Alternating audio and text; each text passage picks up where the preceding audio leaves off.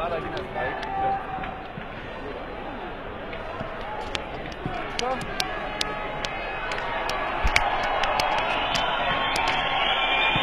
Det virker altså meget godt med den der skæmme. Så mangler vi bare, at der er receptorer i den anden ende. Ja. Så at den går igennem. Ja, jeg tror på. Vi er med. Vi er igennem.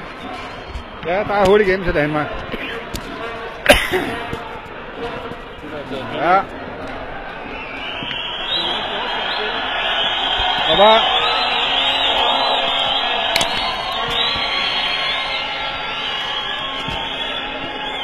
1.3 million. 1.3 million. Okay, ja.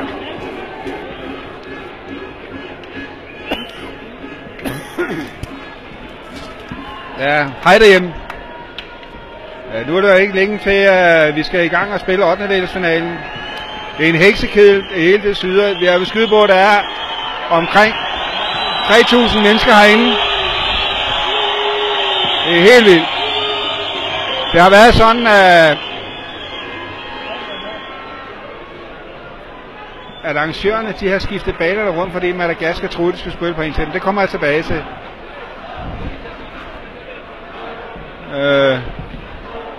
Ja, som vi ser her, så skal vi spille mod Mauricio.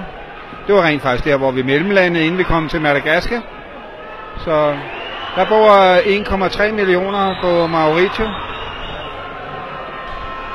Så de er meget sympatiske og glade. Så lad os se.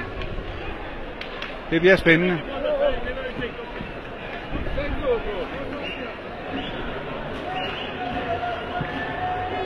Lige ved siden af os skal jeg lige nævne, at Sverige de møder Belgien. Så. Ja, der er kampsedlen.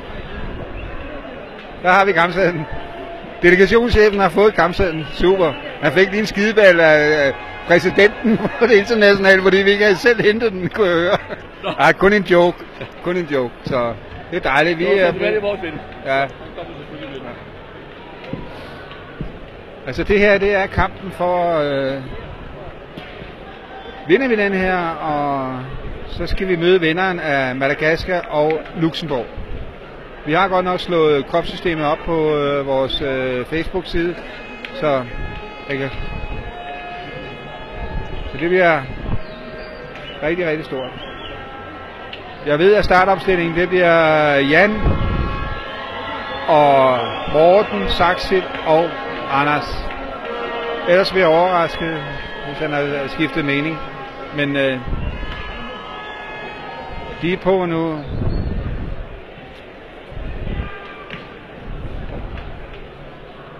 Jeg har kampsedlen herinde. Jeg synes lige, I skal se her, Pascal, han virkelig har talk, og han virkelig vil have spillerne til at få fokus på sagen her. Sådan, de er virkelig fokuseret. De er... Og vi sidder i Mauritius-siden, så vi har ikke nogen kontakt med delegationen over den anden side. Nu er vi i den der situation, hvor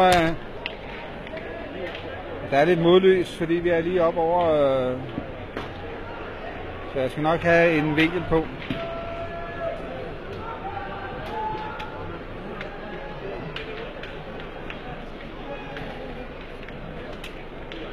Og det er sådan, at Mauricio, de vælger altså at spille 6 meter.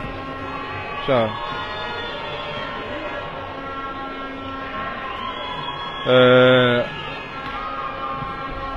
de spiller de korte. Det så vi også, da der var skudkonkurrencen, hvor Mauricio var med i kvartfinalen der. Han fik mange point på de korte, men stod ikke distancen, så lad os nu se. Spiller kort.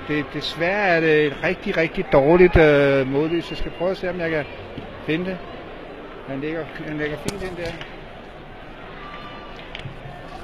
Ja, jeg bliver nødt til at gøre sådan her. Det er altså vinklen, vi får den fra lige nu her. Den ligger lige foran grisen. Cirka 40 foran gris. Det er dejligt klart derhjemme.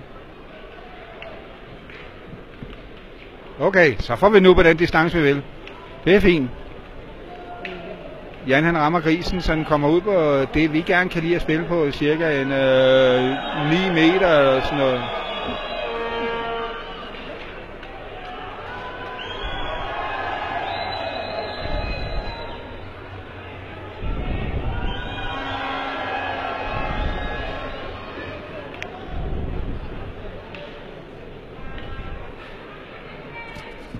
Kom så, Anders. Det kunne være så fint, hvis de lige lægger på med det samme. Så.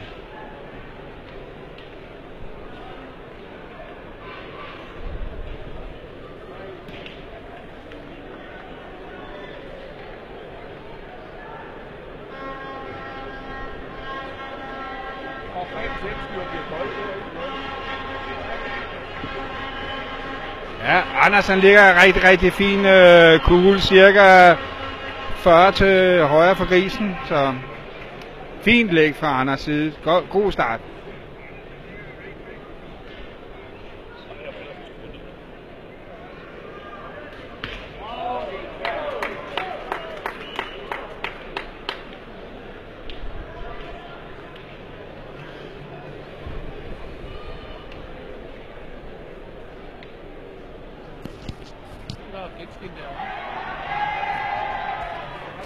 Vi prøver altså lige at rette det lidt op, så I kan se, om det bliver bedre for jer, fordi det er da godt nok irriterende.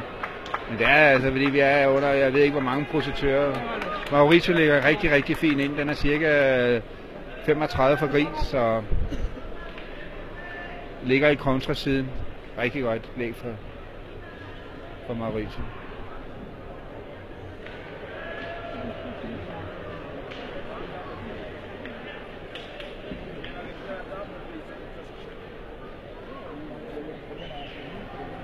Kom så, Jan. Den skal væk.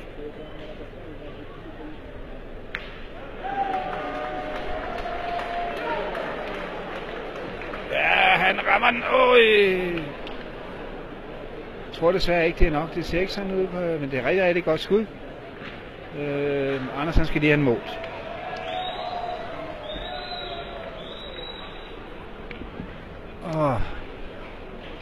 Det var godt at komme ned og sidde, var Henrik. Ja, det er meget rart lige at sidde lidt en gang, men det er svært at... Jeg synes godt nok, det er spændende.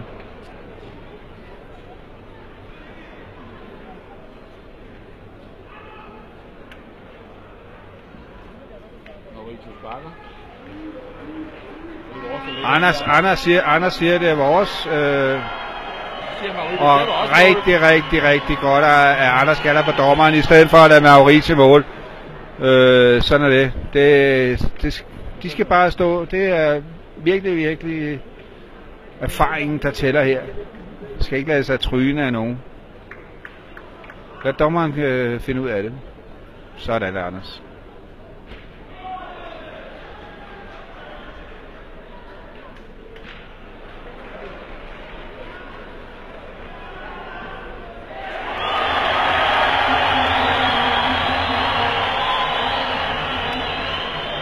Det var lige nok det Jan han får den smidt ud, så spændende at se, hvad Mauricio er. Jeg er ikke rigtig klar over, hvem er. Jeg mener, at det må være midtermanden ham der. Den lille, der står over til venstre, han var med i skyttekonkurrencen. Han vandt over Kambodja? Ja, han vandt over Kambodja. Han lavede mange point på de små. Ja, på grisen. Ja.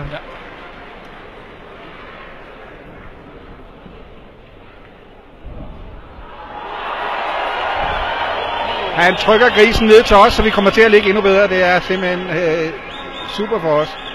De bliver nødt til at gå ned og skyde nu. Godt, Jan. Godt, du lige går ind og markerer grisen, for der bliver spillet altså meget tæt op af Belgien-Sverige. Ja, du kan jo se kampen i Sverige på Sverige, lige ved siden af. Kan i hvert fald se noget af det. Altså Frank, han streamer også derovre på lægterne. Ja. Lad os se.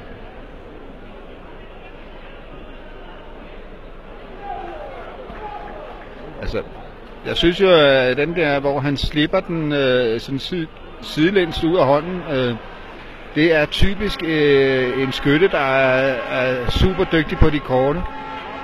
den teknik, den holder ikke, når man skal ud, længere ud. Så lad os håbe, at vi kan få fat i grisen, og så blive ved med at bevare det længden. Så tror jeg, at vi stille og roligt kan spise den. Men lad os se.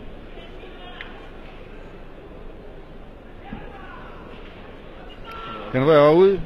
Hvordan?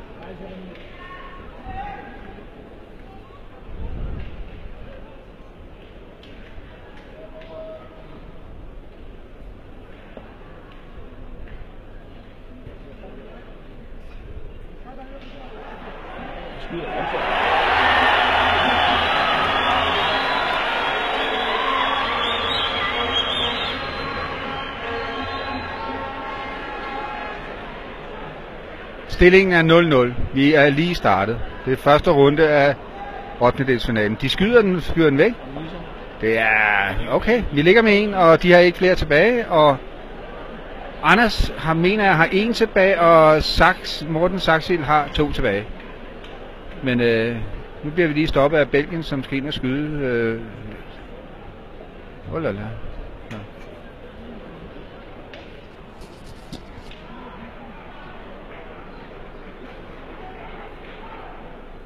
Anders, kom så. Det vil være fint med en god start med at få en 3-4 point. Det vil være en super start. Det gælder om simpelthen at vi kan sætte pres på fra starten af. Godt, Anders, det er. Han er så fantastisk stadigvæk. Han holder levelet. Jeg kan sige, at jeg snakker lige med den svenske landstræner, David Lulantek, som er tidligere verdensmester. Han sagde, jamen altså, nøglen til, at vi skal vinde over Mauricio, det er, at hvis Anders fortsætter sit gode spil. Så jeg håber, han har ret, fordi Anders, han fortsætter det gode spil.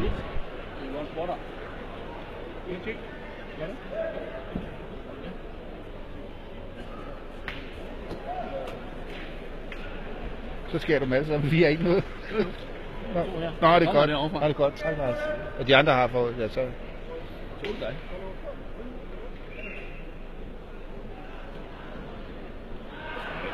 er jo ikke et helt monster. Morgen han missede lige den der lægge der.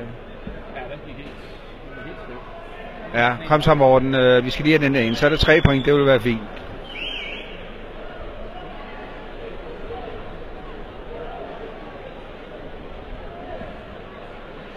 Godt spillet, Morten. Der tror der er 3 point. Anders han mener helt klart, der er 3. Der skal lige gå lidt rumtid. Der skal måles eller andet. De giver ikke noget gratis væk, Mauricio. Sådan er det. Den er væk, og den er væk.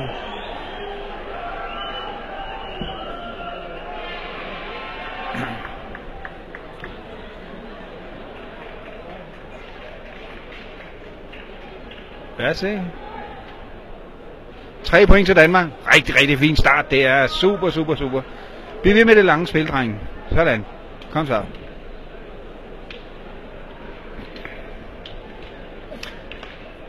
Ej, det jeg vil sige før, at det var, at Madagaskar, de havde ligesom lavet en bane, hvor de har drøset rigtig mange sten ud inden den her kamp her, og de skal spille mod Luxembourg. Og Luxembourg, de nægtede det fuldstændigt. De ville overhovedet ikke spille på den, fordi nu har de jo lavet en bane dedikeret til Madagaskar. Så der var vild panik på. Så det gjorde så det, at der gik folk rundt og drøsede flere sten på banen, bare for at ligesom sige, okay, det er ordentligt. I kan se, der er kommet lidt flere sten på banen, så ja, de tricks hjemmebaner har, sådan er det. Henrik, vi vil løbende kunne føre med på stillingen på storskærmen her bagved, ja. Hvis vi prøver at kigge. Menina kom foran 3-0. Thailand. Nå ja.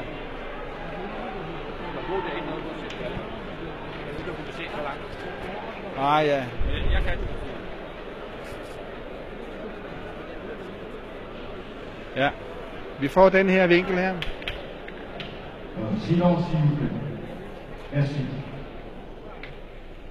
Kom så, Anders. Læg en god. Og helt stille.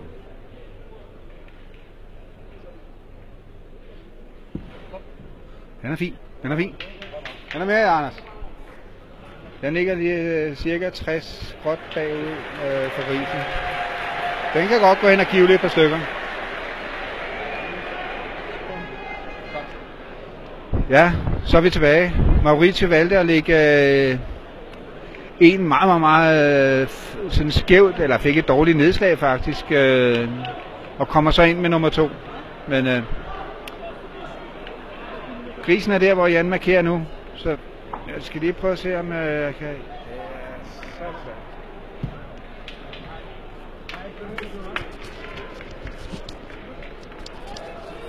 Vi har sådan en stor linse på, så der giver en hvidvinkel, så vi kan tillade sådan at lave en lidt anden vinkel end normalt uden linsen. Så det giver lidt mere mulighed for os at komme væk fra den her genskilt. Ja. Kom så Jan, kom væk med den.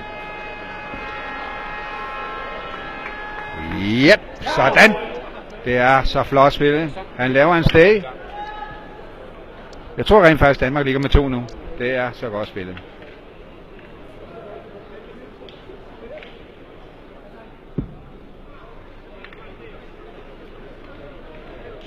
Ja, I må have lidt tålmodighed derhjemme. Nogle gange så ryger den altså ud, og være vidst på, at vi gør alt for at få den til at virke. Vi kan ikke rigtig gøre andet end bare stå og vente, så rykker vi iPad'en lidt frem og tilbage, så den har mulighed for at få en anden signal. Så lad os se. Madagaskar kommer flot ind på den. Det er rigtig godt lagt af midtermanden.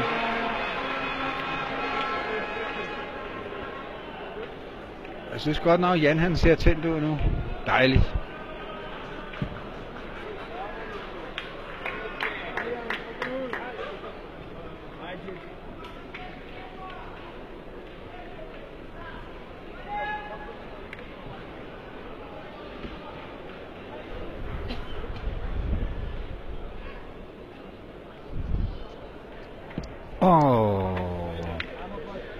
Det er sådan, at man venter på hinanden nu, kvartfinalerne her, eller 8.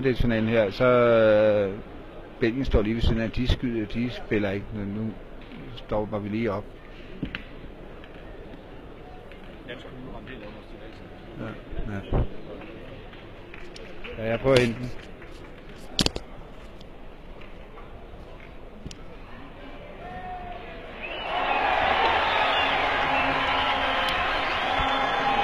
Kom så, Saks. Så nu. Nu er din tur til den. Væk med den.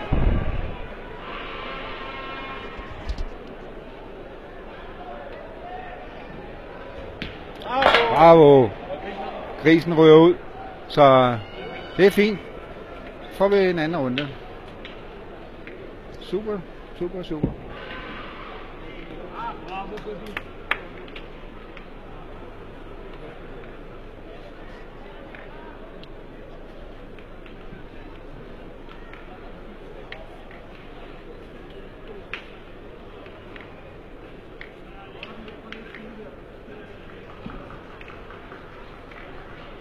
Stadig 3-0 til Danmark. Det er fint nok.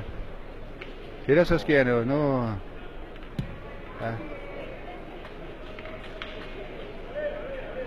Kom så.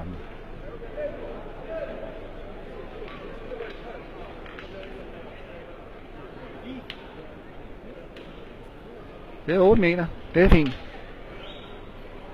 God længde. God længde for alle.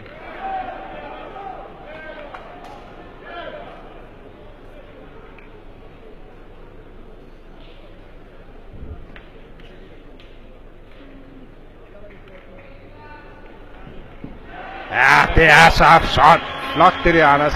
Han fortsætter, og det er super, super, super.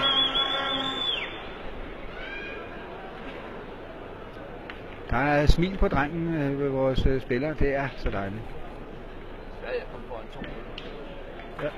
Ja. Men Larsen siger, det er rigtig svært, at de kom foran 2-0 mod Belgien.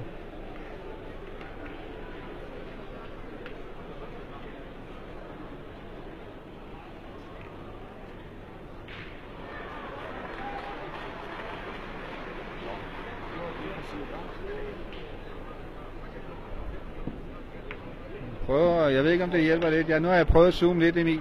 Så lad os se. Er det bedre? Det er cirka 153 personer sammen.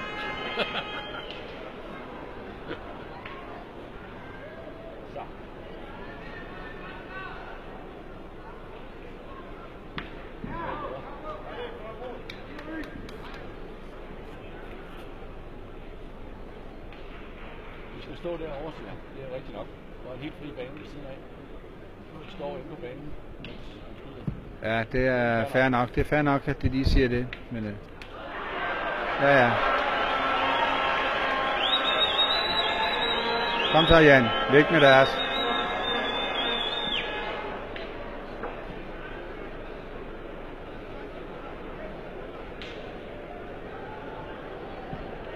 Den kunde snitter. Ærgerlig.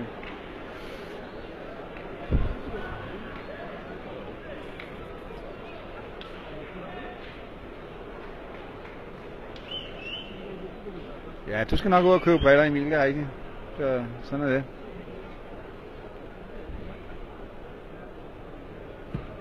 Du må også snart til at melde dig på i veterantruppen, ikke? Nå, spøg til siden, nu må vi lige koncentrere os om kampen her. Godt, det er det, Anders. Anders er en klodsergris. Nu kan vi bare kigge på Anders' skole. Den er totalt klodsergris. Super, vi ligger nede bagved, så der bliver markeret alle tider.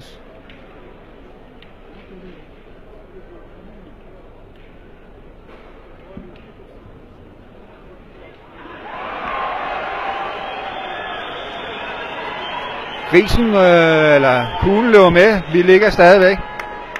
Men det var faktisk en stæge, han lavede, Mauricio. Så de vælger nok at lægge ind nu.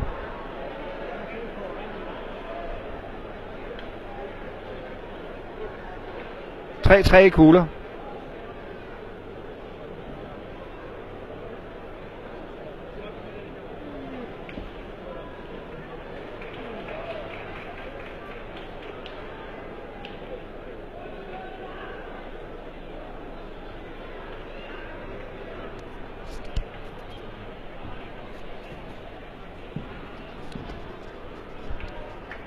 Den kommer ikke ind. Det irriterer ham nu.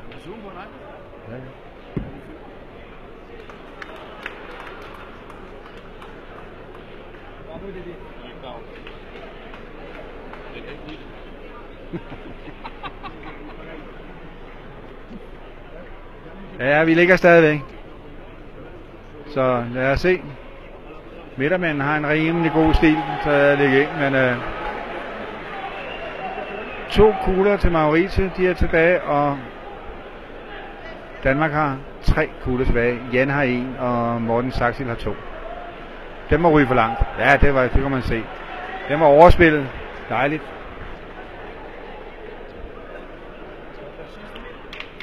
Så kan vi nu lige få et par stykker til, eller 3 her nu, så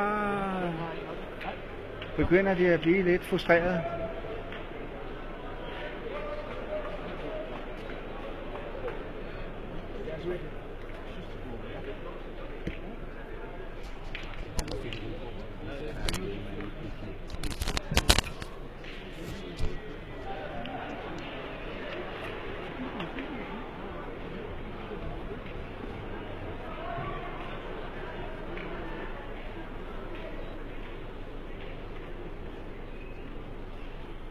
Kom så, drengen.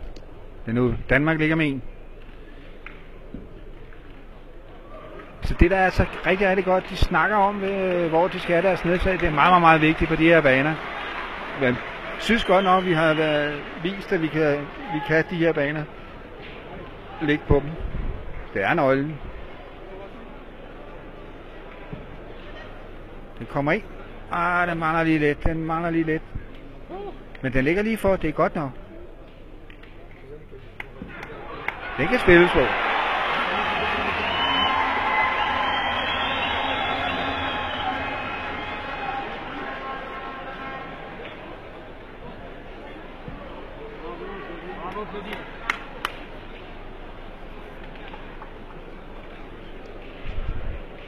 Kom så. Han gør det simpelthen. Det var godt nok lidt farligt, men jeg tror altså, vi er inde med 2. Jeg tror, det var lidt risky spillet, men jeg ved ikke, om vi er inde med 2. Det ser sådan ud.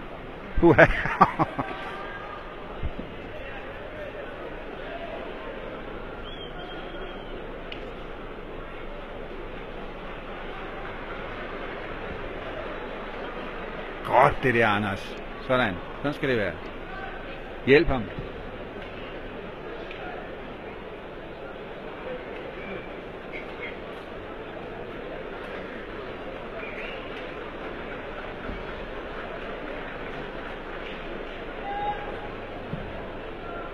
Det er altså godt lagt ind, Jan. Jeg ved ikke, om den har en chance, måske. Jeg ved ikke helt sikkert.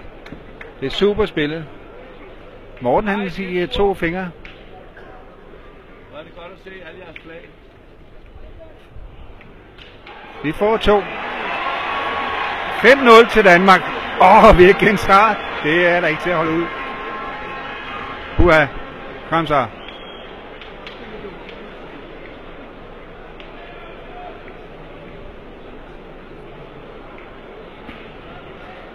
Lige mellem den sidste kamp af den her, der var spillerne, de ville meget gerne lige hjem og lige ligge og slappe af og komme væk fra heksekedlen her.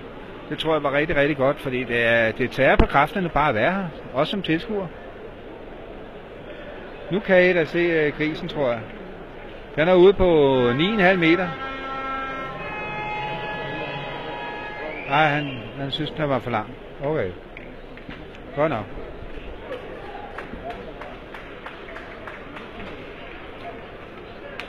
Benin 5-2 mod Thailand. Italien 2-0, 2-1 mod Elfenben. Frankrig Monaco 3-0. Luxembourg Madagaskar 1-0 til Madagaskar. Congo er bagud 2-1 mod Holland. Og Sverige fører stadigvæk 2-0 over Belgien. Kom så, Anders.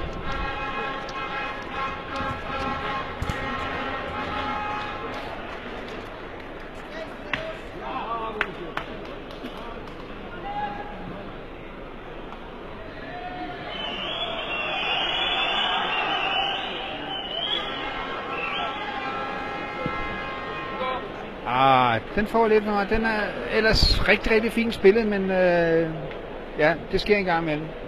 Den er cirka 1 meter bag gris. Nu har de skiftet midtermanden ind som indlægger. Altså, de er meget utålmodige. De bliver nødt til at gøre et eller andet, så de... Nej, nu får han at vide... For at vide, hvad træneren, det skal I ikke gøre.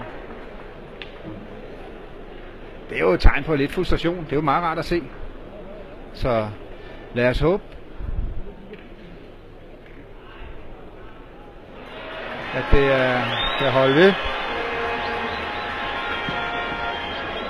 Han trækker grisen ned til os nu, men han ligger cirka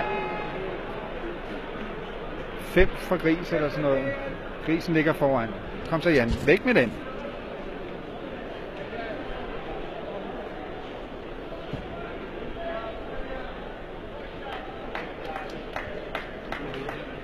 Ja. Ej, det er et godt skud ellers.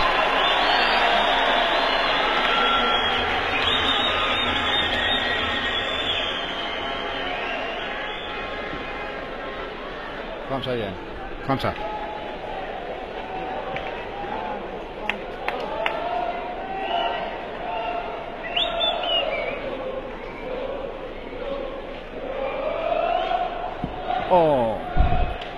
Dejligt, han har buen på. Ærgerligt, han ikke rammer. Så må vi spille en god defensiv runde her i stedet for. Sådan er det. Det er jo, hvad der sker. Men det har vi til gengæld også set, at vi har kunnet gøre til verdensklasse, når vi lige pludselig bliver nødt til at spille en defensiv runde. Så må det ikke, det kan lade sig gøre også denne gang.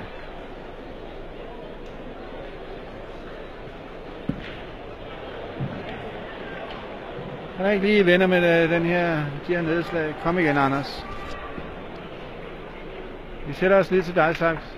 Lav 2 gode foran. Det vil være helt fantastisk. Vi skal ikke gå efter point endnu. Nu skal vi bare ind og lukke af, så det ikke får mange point. Så skal han da klost foran kuglen af deres, men...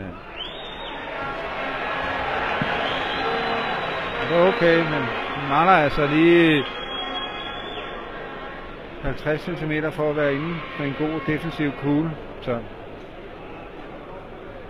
vi har heldigvis Anders som bagved til at lukke lidt ned for det. Det er ikke nemt at ligge ind på de her baner. Der sker det her, hvis man kigger på alle banerne herinde. vil gerne have en god defensiv kugle nu. Den dør fuldstændig. Uha. Den kan blive dyr. Men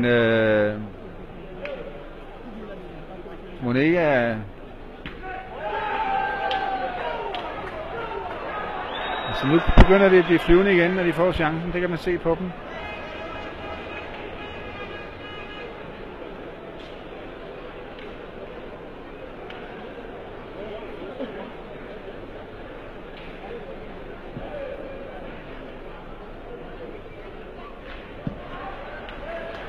Hold da op. Nu ligger han 2 ind. Nu ligger han sådan, så nærmest de kan køre op i muren på dem. Så den kan godt gå hen og blive dyr. Men husk nu på, at den står 5-0 indtil videre til Danmark. Så, men de ligger med 2, Mauricio. Men der kan ske meget.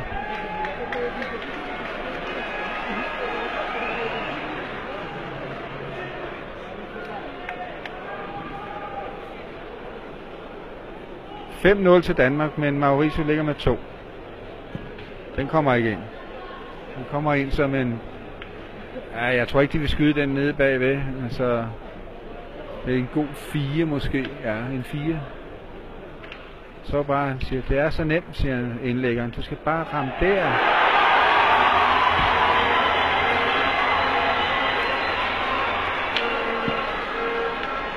Der skubber han simpelthen 2 point ud. Nu bliver de sure. Det der, skytten har 2 tilbage. Men han skubber simpelthen 2 ud. Så nu tror de tør, jeg ved ikke om, nu har de så meget respekt, så de ikke tør skyde nu. Det kunne være dejligt. De skyder rent faktisk for 4 point, hvis han skyder vores væk. Men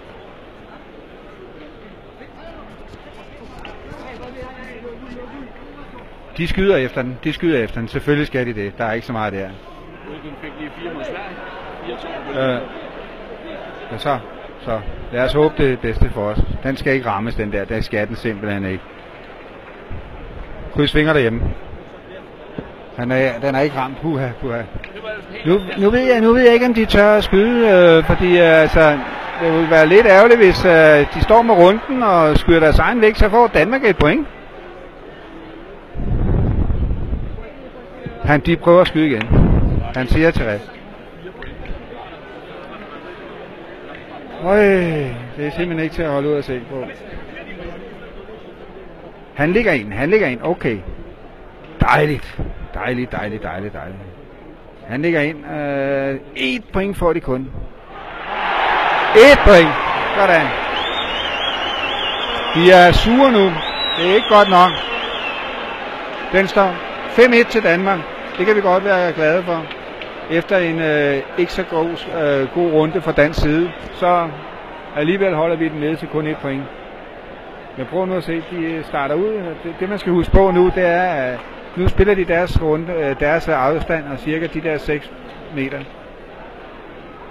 Jeg spørger lige træneren, om han er okay, han sætter sig ned nu. Ja. Jeg kan godt forstå, at der er så mange likes derhjemme, fordi den kunne have været dyr. De kunne nærmest have udlignet jo.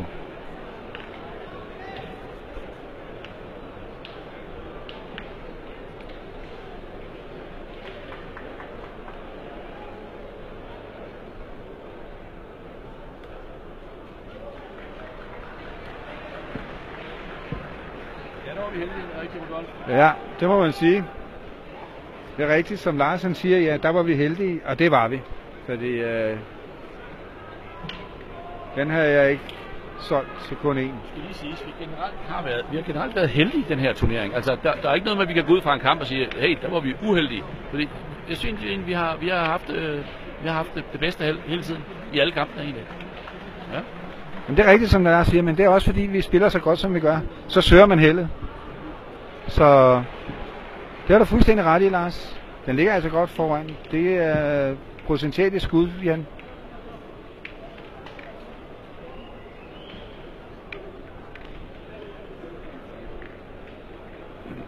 Kom så, Jan. Væk med det.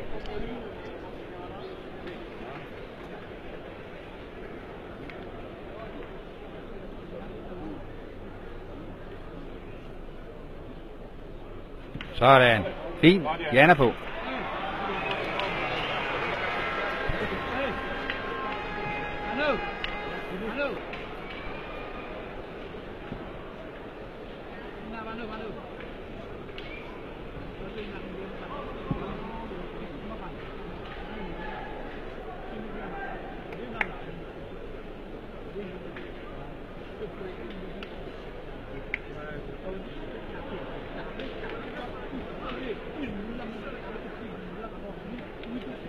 Nu er der lidt dårlig forbindelse, men I skal lige vide, hvis vi drejer den her iPad for meget, så kommer det genskær. Jeg prøver at se, om jeg kan flytte den lidt, hvis jeg kan få ham der til at flytte sig lidt. Jeg skal lige have Belgien til at flytte lidt. Lige et øjeblik, så prøver jeg lige.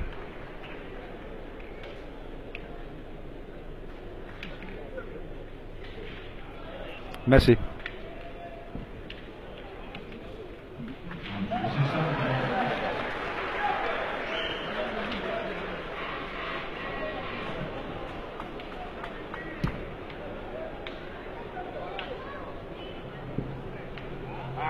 Ja, der er han altså heldig, fordi jeg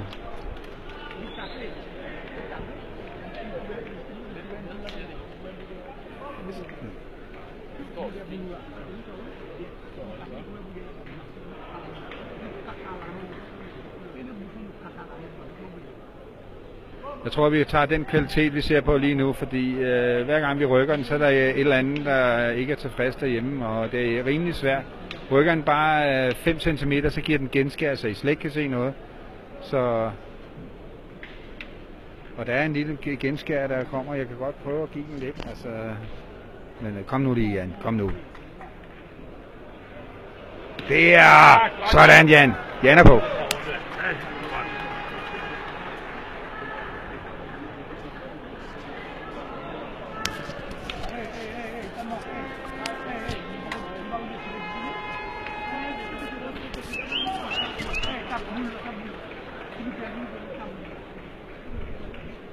Dejligt at se, at der er så mange, der følger med derhjemme. Det er faktisk også vi er ved at... Det er på 256, der lyder flest. Ja, det er rigtigt. 256 fuldt sidst. Ja, men Danmark ligger stadigvæk. Det var fint.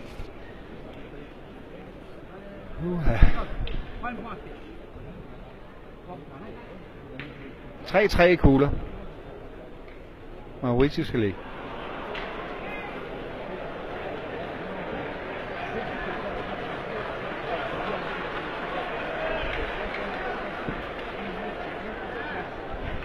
Ja. Det er dejligt, at han ligger den sådan, så der ikke er noget at tænke over. Den skal bare væk. Kom over den saks. Så er det nu.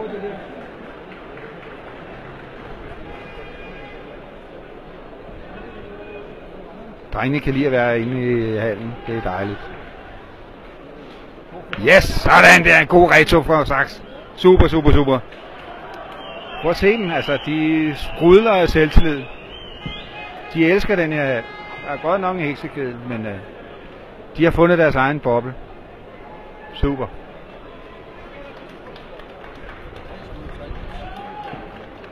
Den løber... Ja, okay. Han laver sådan en givler. Altså... Jeg vil sige, måske det er fristende, det er rigtigt, men de går ned til træneren nu. Andersen smiler. Nej, det er... Ej, skynd har kun en. Mauricio er en, og vi har 2 tilbage.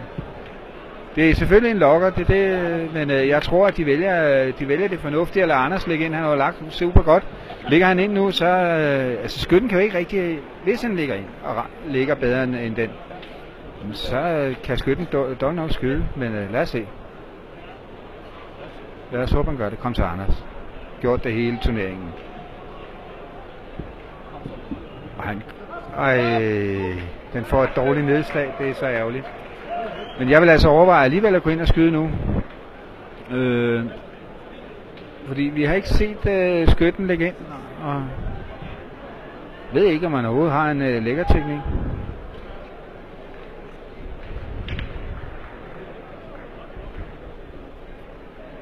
De går ned og får lidt informationer fra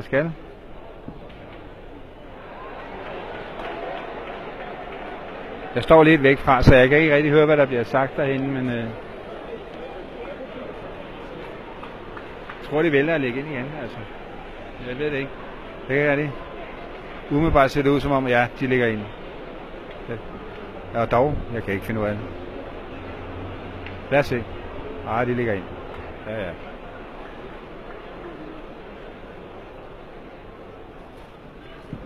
Sådan. Det er flot, Morten, det der. Super spillet af Morten, ikke også? Der kunne godt være lidt gris, som Lars han siger, og så er det kun til vores fordel.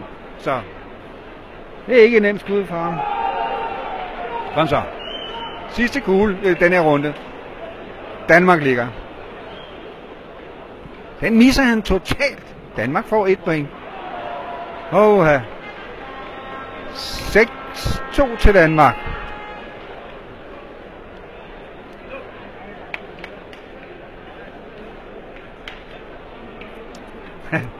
Ja, jeg kan godt forstå, at der er nogen, der spørger ham, jeg skal forklare, hvad en givle er.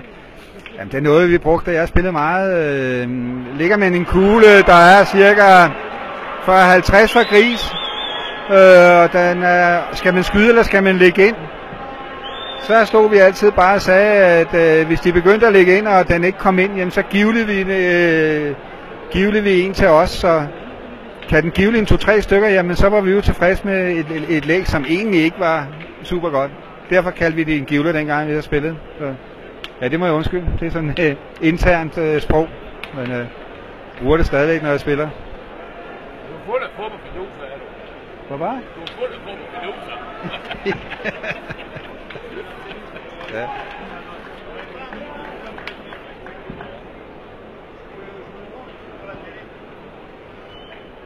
Ja, kom så, Anders. Læg en god nu. Det gør han så. Ej, den fortsætter.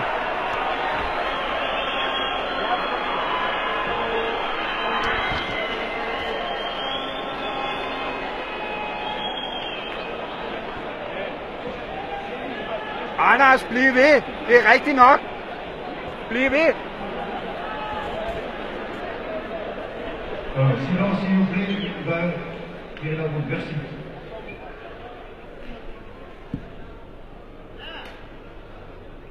Okay, den ligger nede foran Anders' kugle, så der er mulighed for at lægge ind igen. Bliv ved, Anders!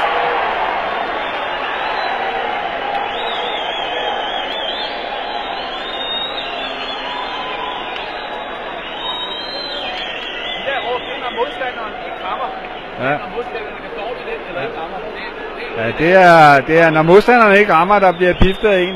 Det står 6-0 til Madagaskar over Luxembourg. Det er godt spillet. Han laver lidt om på sin teknik. Han vælger et lidt kortere nedslag, men stadigvæk højt spil. Super spillet af ham. Dejligt at se.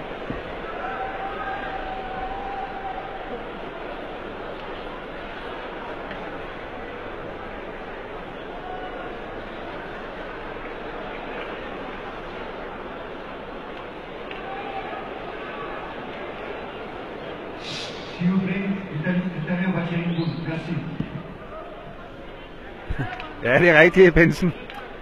Jeg lavede vist en del givler dengang, det er godt. Det er rigtigt. Kom så, Jan. Så er det nu. Ja, det er fint, at der er respekt. De flytter sig, så de ikke står i vejen for os.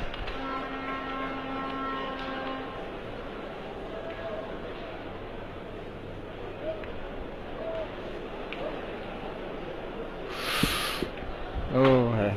Kom igen, Jan.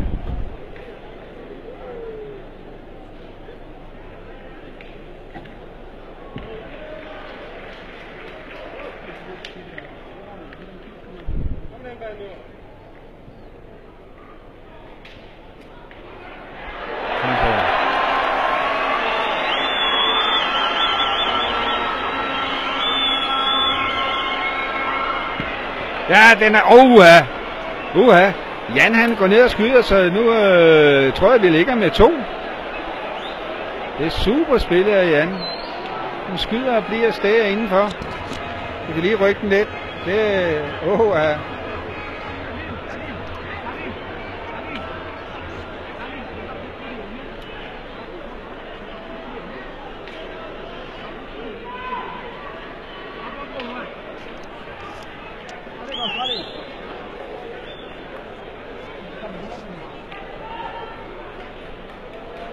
Den står 6-1 til Danmark.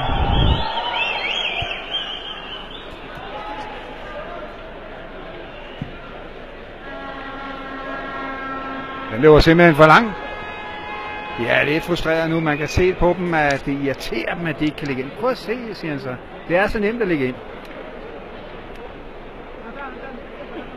Lad ham bare høre efter ham. Han har lagt...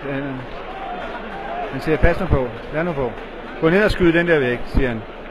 Træneren går ind og... Det er fint nok.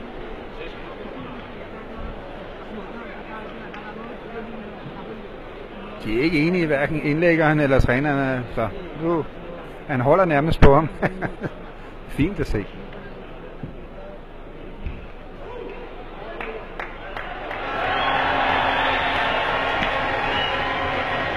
Okay.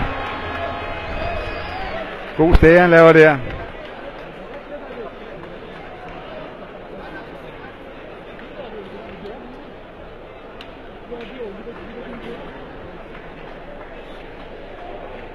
Mauricio ligger med 2 nu, så det er vigtigt for Morten, at han skal spille nogle gode indlæggerkugler nu. Så.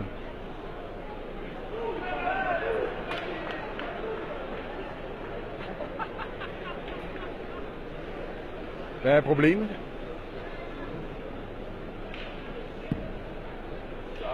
Det er så flot. Anders siger, den ligger. Det er altså godt.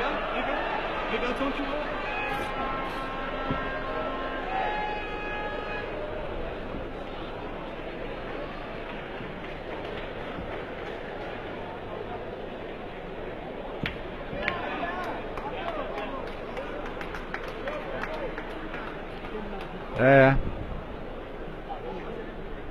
Han er kommet på skytten. Der skal jo også til at ske noget for Mauricio, fordi men alle 3 skælder her, så coachen begynder at diskutere lidt med Anders. Nej, det er... undskyld, jeg siger nej. Det er super spillet. De har 1 tilbage nu. Midtermanden, det er midtermanden, der har 1 tilbage. Ja, okay. Så. Lad os håbe det, vi får den. Den er for lang. Den er for lang. Yes! Danmark tager en ikke til. Uha. 7-1 til Danmark. Hvilken start.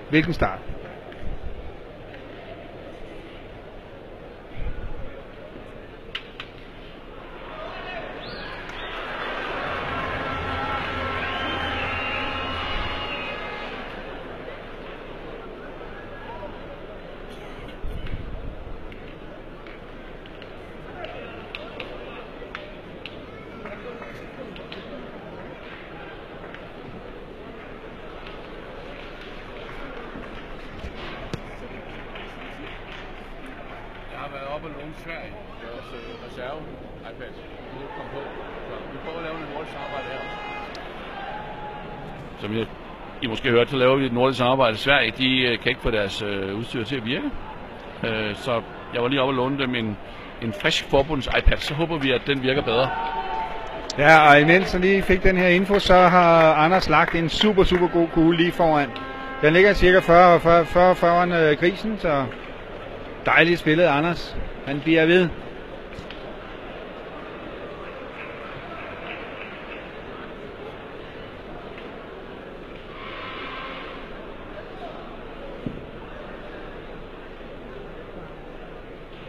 Jeg er sikker på, at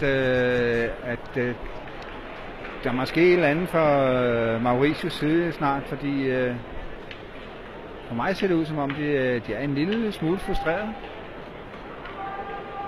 Vi stjæler faktisk point nogle gange fra dem. Altså i sidste runde vil jeg da sige, at vi stjæler et point fra dem. Så dejligt. Godt spillet. Så er det lige koncentreret. Ja, og der kom lige et lille udfald her. Indlæggeren for Mauricio har lagt cirka 2 meter bag vores, så Danmark ligger stadigvæk, og Mauricio skal til deres 3. kugle. De vælger nu at gå ned og skyde Danmark væk. Altså, hvorfor har de ikke gjort det fra start af? Det er totalt tåbelig taktik, men bare han ikke laver kronen, så er det fint nok med mig. Sådan.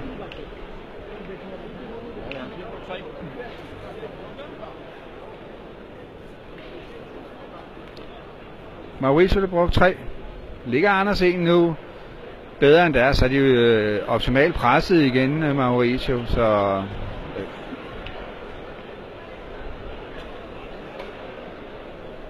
de vælger nu bare at skyde point væk, tror jeg. Anders gør det igen. Ej, den ligger den?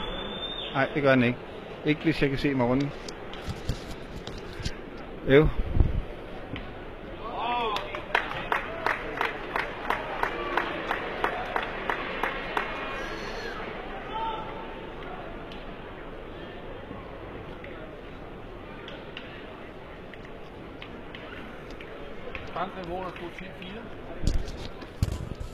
Frankrig Monaco 10-4. Cambodia Senegal 7-1. Benin mod Thailand 10-2. Elfenbenskysten mod Italien 3-2. Belgien mod Sverige. Sverige har lige scoret, så man ikke det er 9-3-4 stykker nu. Kongo fører over Holland med 6-3. Luxembourg har slet ikke fået nogen point. Jeg mener, Madagaskar har en 8-9 stykker. Jeg har lige været nede og kigge, og så fører vi 7-1. Det var resultatet lige nu.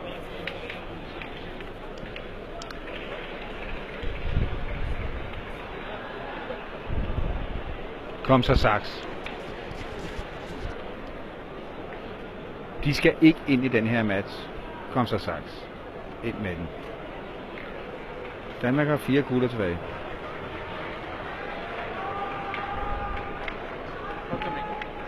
Den er inde. Super. Ja, han er virkelig pumpet op der. Hold op. Mauricio har 3 kugler tilbage, midtermanden har 2, og skytten har den sidste. Den har over. Sådan.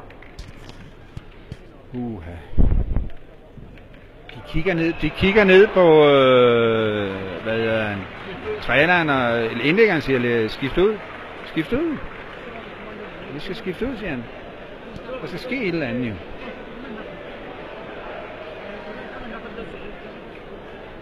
De er slet ikke. De er totalt fortvivlede. Jeg har 2 kugler tilbage. Jeg bliver da nødt til at lave noget.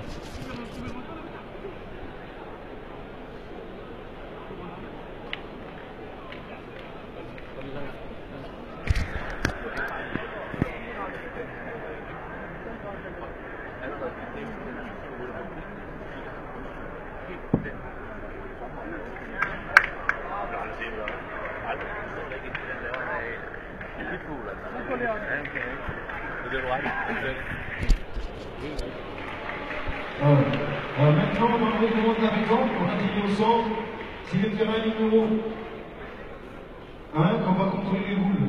La partie entre l'Italie et Côte d'Ivoire, on fait une pause, on va contrôler les boules. C'est dans une direction. Den kommer ikke ind. Merci.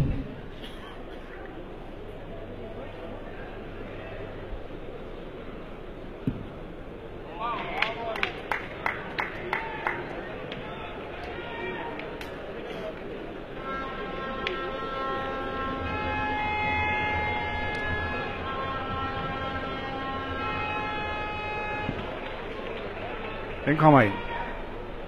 Den sidste kommer ind. Jan har 2 tilbage. Morten har 1. Mauricio har ingenting.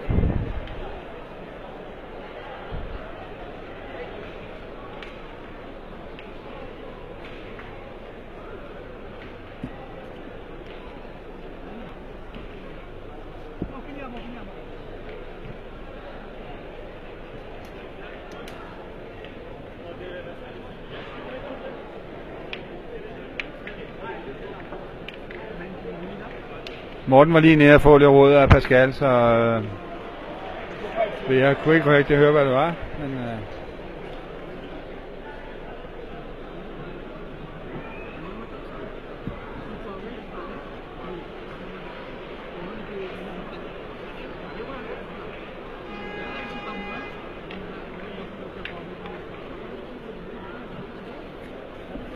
Jamen altså, jeg vil da nok sige, nu spørger Claus om, hvordan vurderingen er hernede.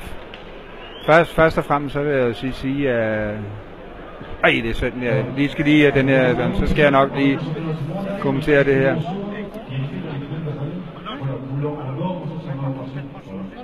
Nu kommer en af tilskuerne, nu kommer delegationshjemmet, så siger nu skal det skiftes ud, altså.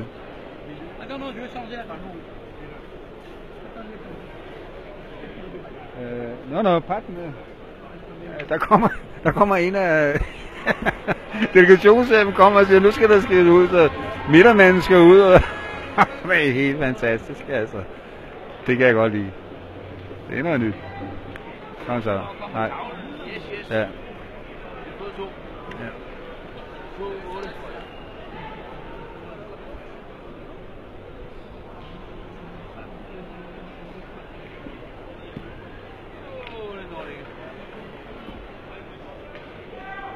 Kom nu, de skal altså ikke have nogen point. Jeg kan ikke rigtig finde ud af, om vi ligger eller hvad, altså.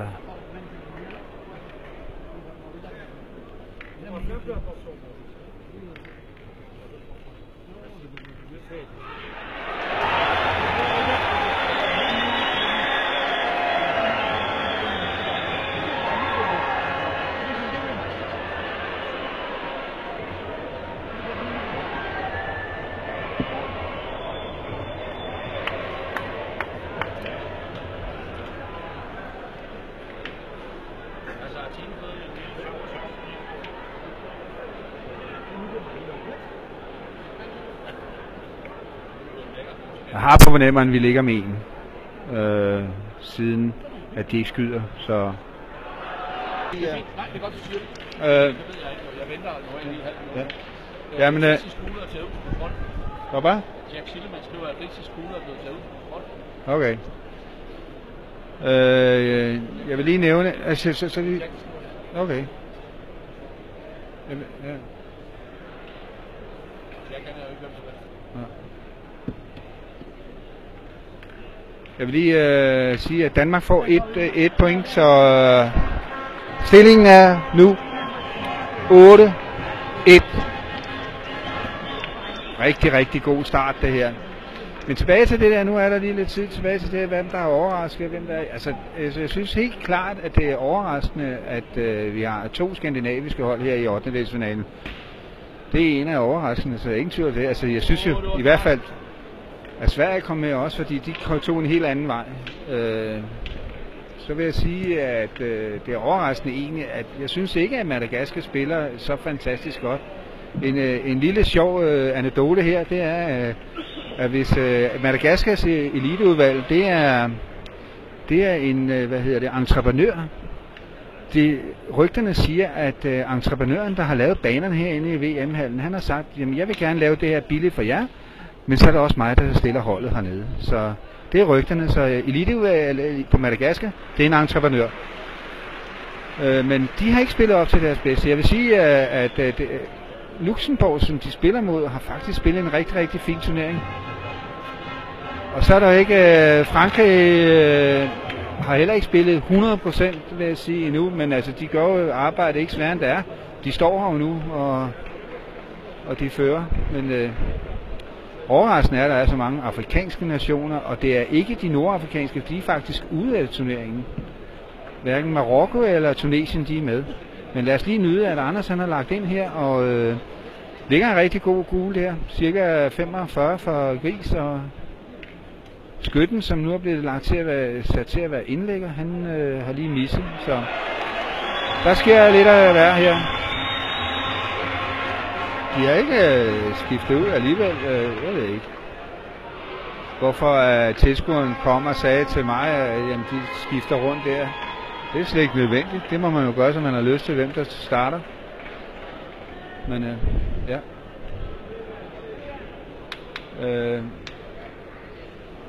Nu kom så Jan.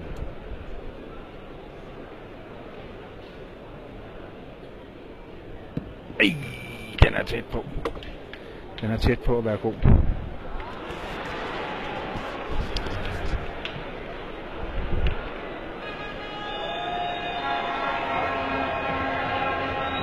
stå lige stille, jogger han skal.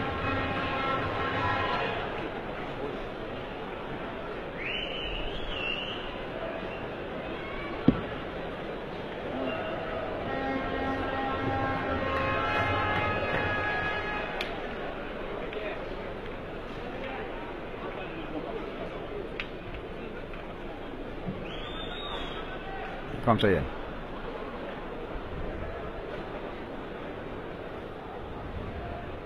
Der. Sådan.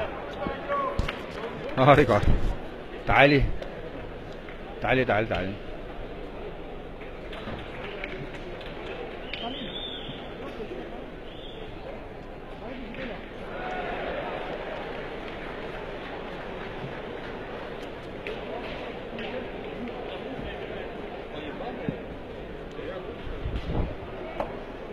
Ja, det var indlæggeren, der lavede et hul her, så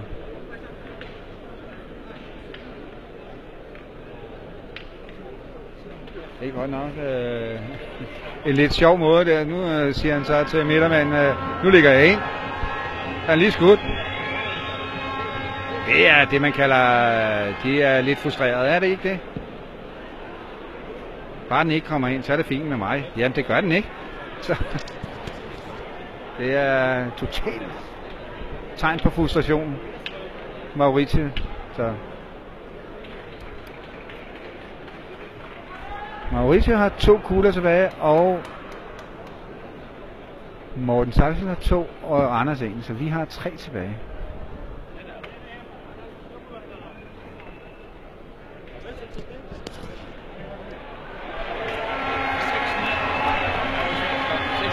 Hvad var? 6-9 i Sveriges kamp. 6-9 til Belgien.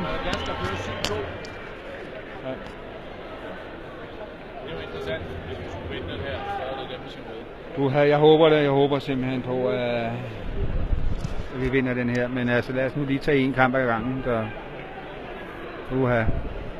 Vi er tæt. Vi gør vores arbejde så godt vi kan. Så Danmark ligger 3 kugler tilbage i Danmarks hånd. Mauricio har 2.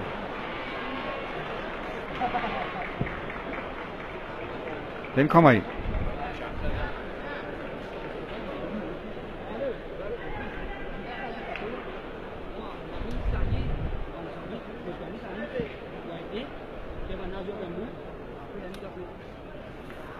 Hvis I ser nede bagved den der tv-vogn, der står dernede, de er i gang med at smide, jeg ved ikke hvor mange sten ind på opvisningsbanen. Det er de simpelthen gjort, fordi Frankrig prøvede at spille på den i de indledende, og det var helt umuligt at spille på, sagde de. Det var den værste bane, de nogensinde har set. Det er jo slet ikke tilskuervenligt, så nu ligger de en masse skaver på, så man kan få lidt hjælp til at stoppe. Så det er da dejligt, at de gør det. Men det er rigtig mange skaver, der kommer på.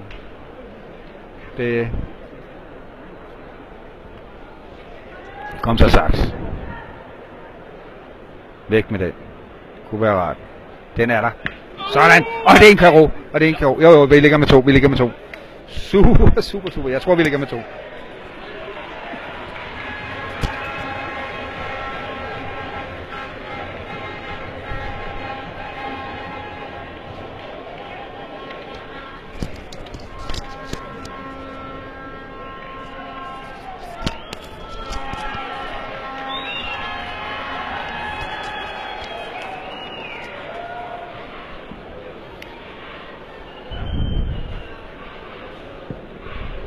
Ja, han ligger fint ind igen.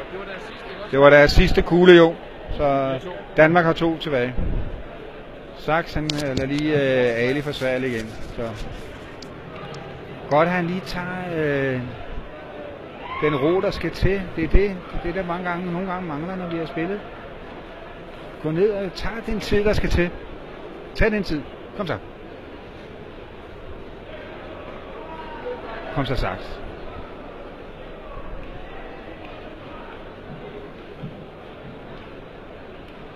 Ja, den er der, ja! Yes! Den skal ikke om jeg...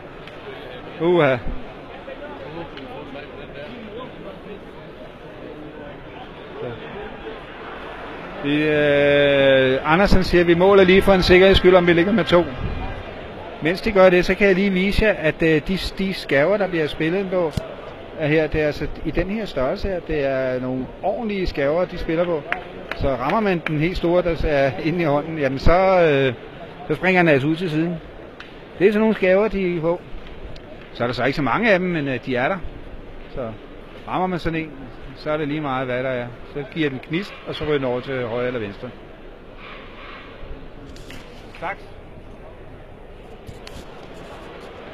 Ja, jeg ved ikke, om I lader mærke til det, men altså, Danmark ligger med 2 nu. Så kom med en god til, Anders. Stille og roligt. Ind med den.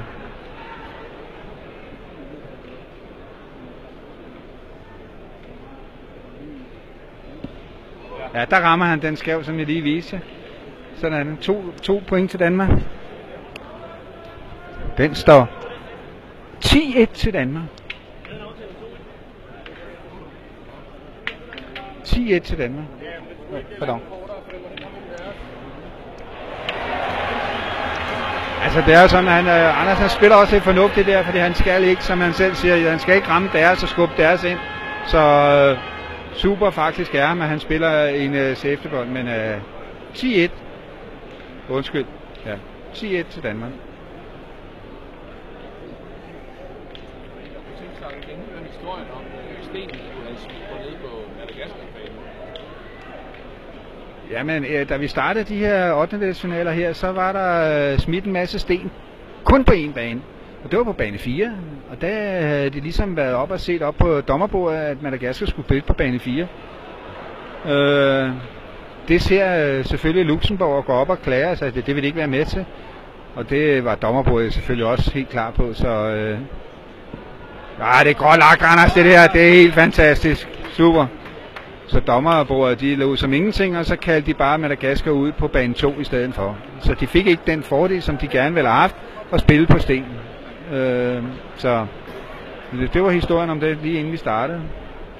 Rart er, at arrangørerne, de også ser det, og ikke bare lade dem gøre det, fordi det er helt tåbeligt. Det er fair nok, at nu skal der spilles på masser af skærver inde på opvisningsbanen, så... Après vérification, les 12 points de l'équipe de Côte d'Ivoire sont tous dans conformité. Voilà.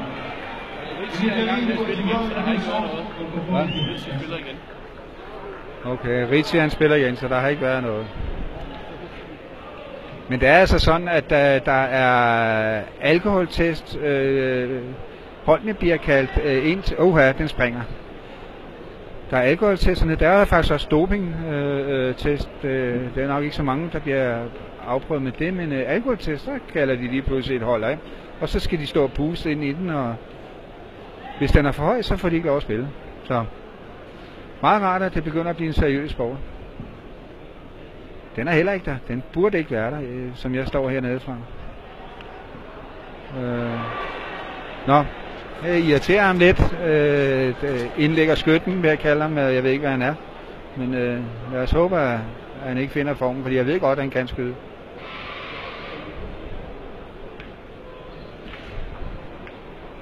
Ja. Mauricio har brugt 3. Danmark har kun brugt 1.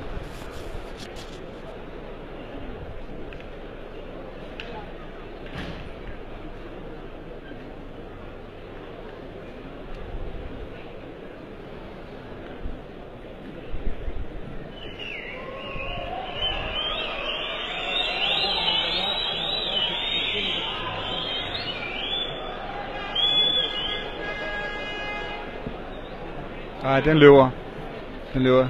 Søn Anders. Kom igen. Saks. Vi sætter den lige til jer.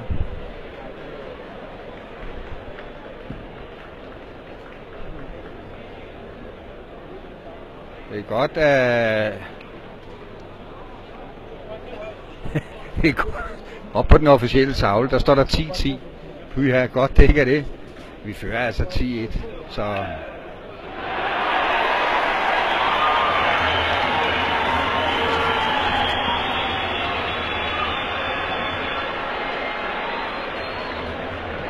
Ja, jeg vil skyde på, at der er små 3.000 tilskuere nu herinde i hallen. Så. Kom så sagt. Ej, det er godt, det der. Det der. Han klodser direkte foran. Det er jo en plombé, han laver. Det er så fantastisk. Super.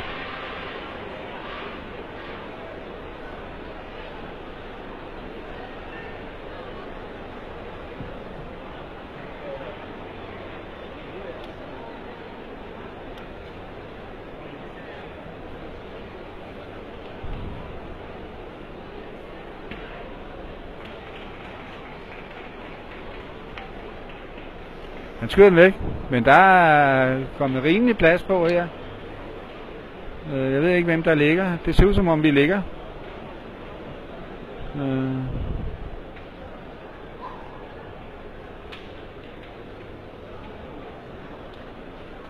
Kig med, drengen. Kig med. Ikke noget med at lade ham selv.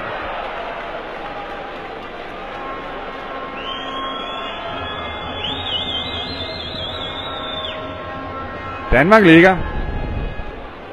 Det var godt.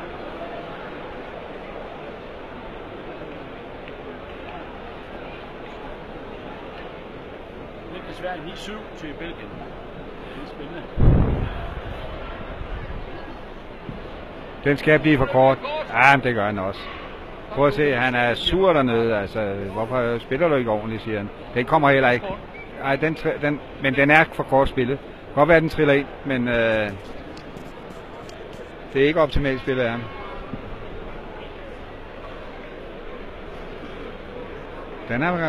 Danmark har 3 kugler tilbage.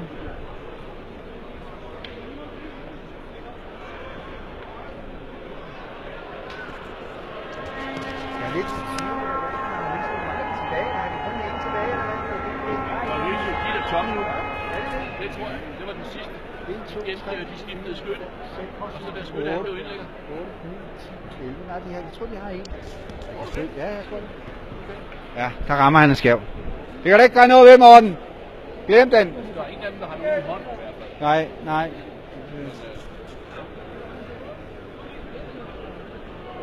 Men Jan har jo 2. Ja, Jan har 2, og så ligger der så her. Nej, jeg er sgu... 9, 10, 11. Jeg kan også kun tælle til 11. Ja. Ja. Jeg kan ikke rigtig finde ud af, at Mauricio har en tilbage. Irriterer mig lidt. Vi troede, de var tomme, men vi kan kun tælle til 11.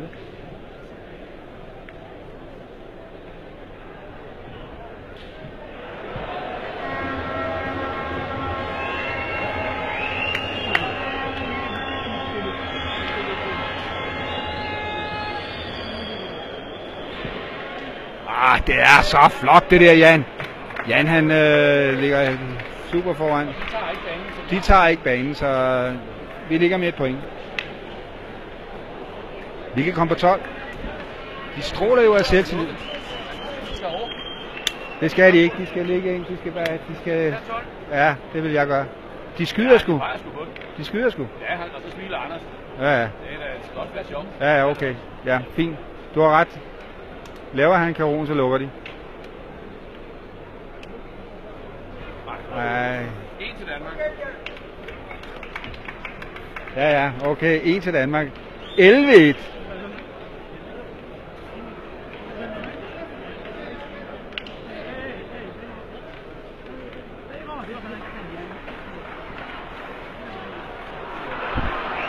Til Danmark. Kom så. Så nu bliver der skiftet ud. Det var der skytte, der kom ud nu. Det er svært for ham at...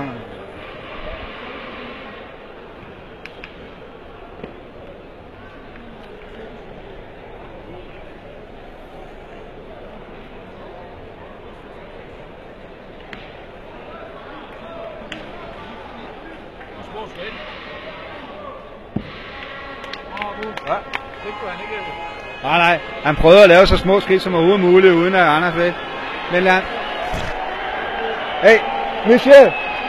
Hey! Monsieur!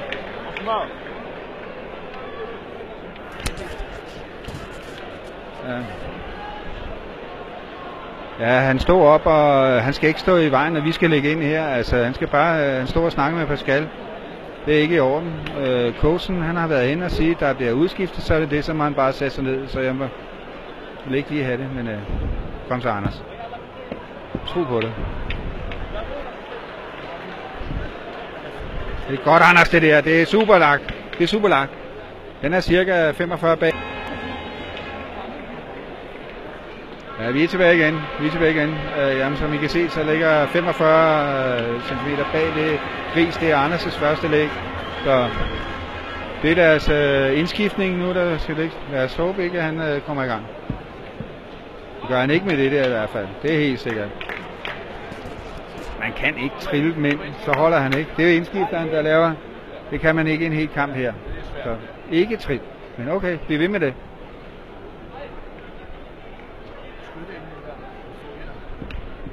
Det var bedre. Ja, men det er også korrigeret, fordi der får han noget bue på, ikke? Så.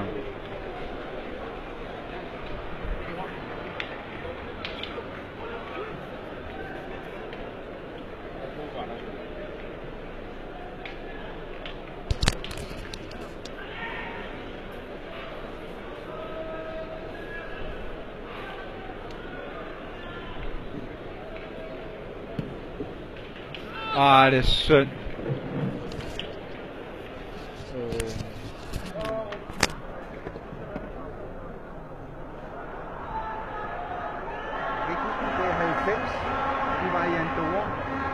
Eller om det var i, jeg holder den lige her, eller om det var i 91. Det er ret vigtigt. Kan du google det? VM i Andorra? Det kan du selvfølgelig ikke gøre på det. Har du ikke en til iPad? Ja, jo, jeg har. Nå, Jeg har lige lånt noget.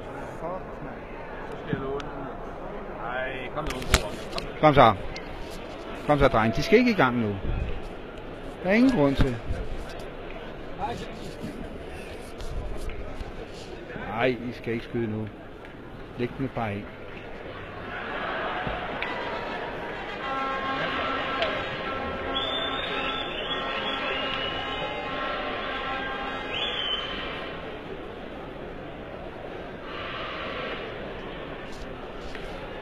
Ja, de går ned og snakker med Pascal nu. Nu håber jeg...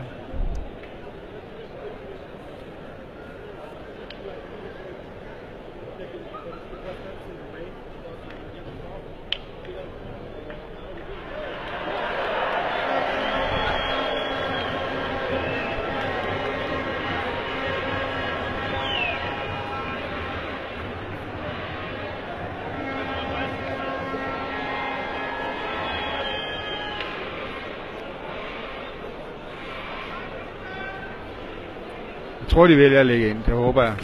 Det er ikke et skud lige nu.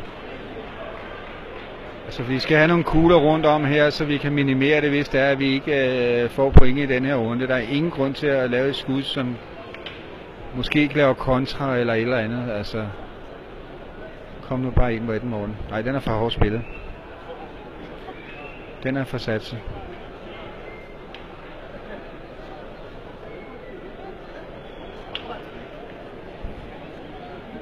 Ja. Ej, jeg er helt ondt i maven nu.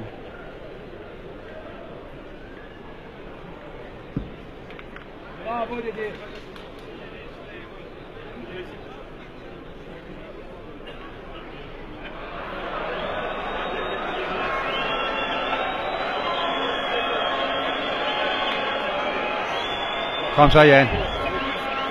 Godt at have, du ligger en god en nu.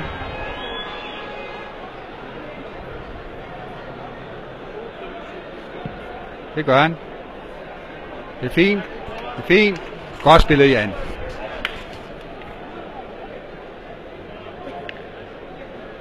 Fire kugler til Mauricio, en til os, men Jan ligger. Okay. Fint. Skal ikke komme nogen karo nu.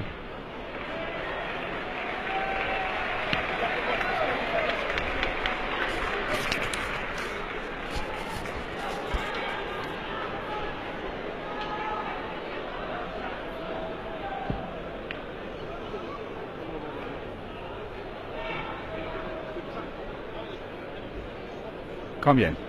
Ind med en til.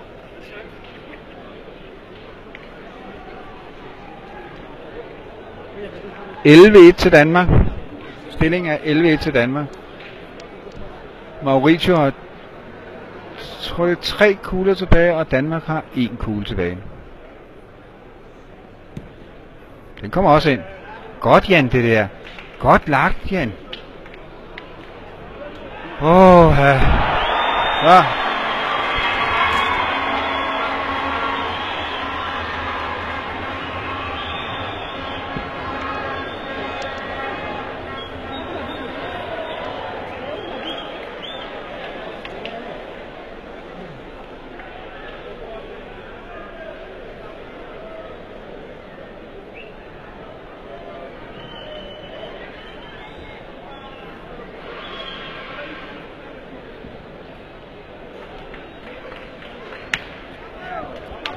Ja, han har skudt så varm.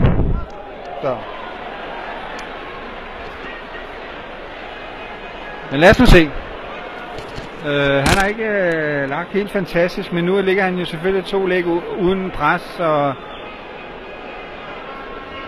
Mauricio, de kan godt komme i gang nu. Det er lidt irriterende, når de laver en udskiftning, at de så får point. Det skulle de ikke have haft. Den løber for langt.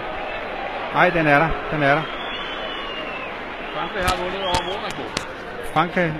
Frankrig har vundet over Monaco, og Benin har slået Thailand ud. 13-2. Thailand er færdig. Det er en overraskelse for mig. Det er en rigtig stor overraskelse.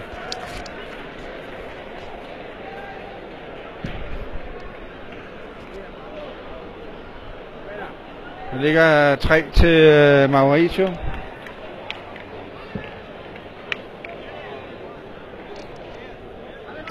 (11-4). 11-4 til Danmark. Ja, det der, nu spiller de kort igen, men altså okay.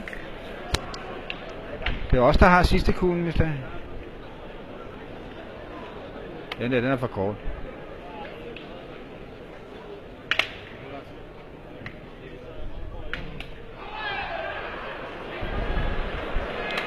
Ja, det er godt, der ikke er så meget spil for galleriet, så de skal have dommeren til at måle den op. Kom nu længere ud med den. De er vant til at kaste den, de der 6,5 meter. Så. Belgien vandt over Sverige. Hvad? Ja.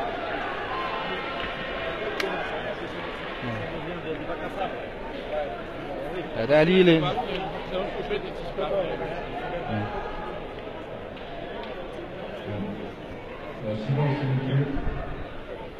Men den her kamp er altså ikke færdig. Den er ikke for børn, den her. Prøv at se der, det indlæggeren. Det gode ved det der, det er, at den... Okay. De skyder... De har simpelthen byttet. Jan og Morten. Saks.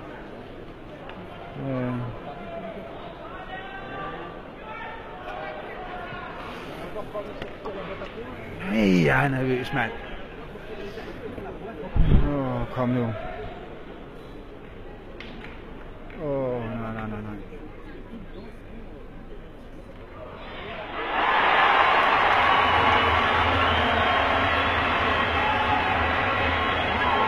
Kom så, Saks. Det er fint, det der. Bare, den skal ikke ud. Det er fint nok. Hvis vi kan holde den inde nu. Ja, det er det. Så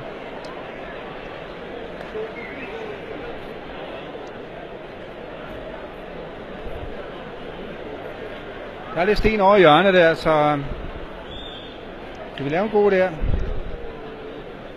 Den røg i hvert fald ud på 10 meter.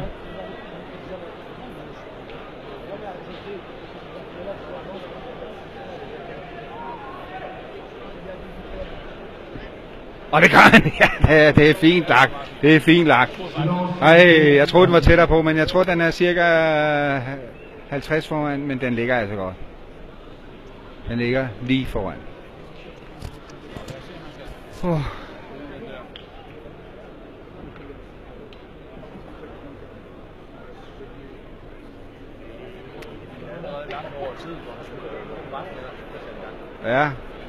Ja, som Larsen siger, tiden i programsat med kvartfinalen, der er vi allerede langt over tiden nu. Så. Den der når slet ikke derned. Nej, det er godt. Så. Mellemmanden.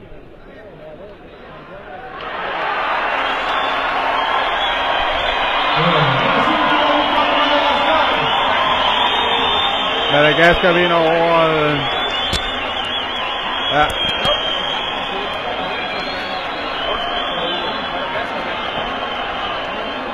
Han kommer ind med den der. Han kommer ind, Mauricio kommer ind med den der.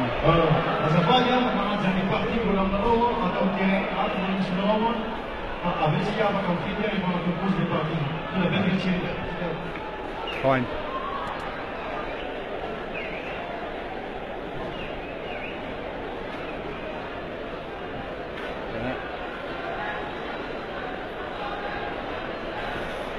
Ja. 3-3 kugler.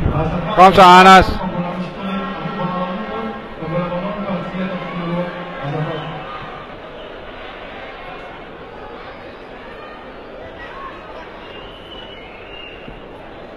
Han kommer ind. Sådan der. Den er lige foran. Prøv at se drengene, hvordan de... Ja. Madagaskar har vundet dernede over Luxembourg, det kan jeg jo alle høre. Der er vild opstandelsen. Kom så, Danmark. Det er ikke til at holde ud det her.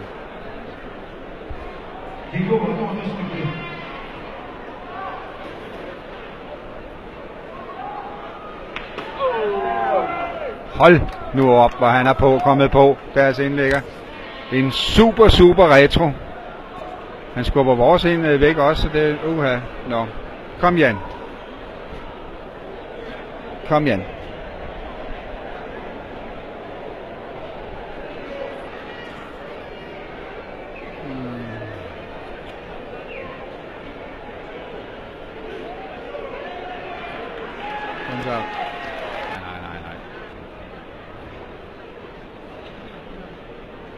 Hold nu op.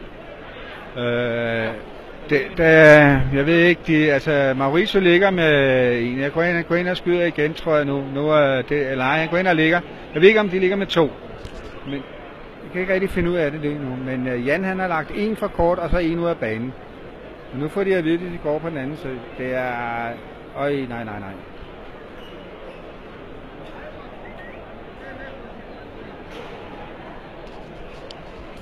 Hey, det bliver for spændende for mig, det her. Kom nu, Danmark. Ja, han går ind og skyder. Jeg ved ikke, hvor mange han skyder for. Det er jo det. Heldigvis skyder han forbi. Okay. Så Mauricio ligger altså kun med en. Det har været svært at lige følge med hernede, fordi de gør det nok. De skyder nok for mange. Altså, jeg ved det ikke. Lad os lige se, om man går op og kigger på nedslag, eller cool.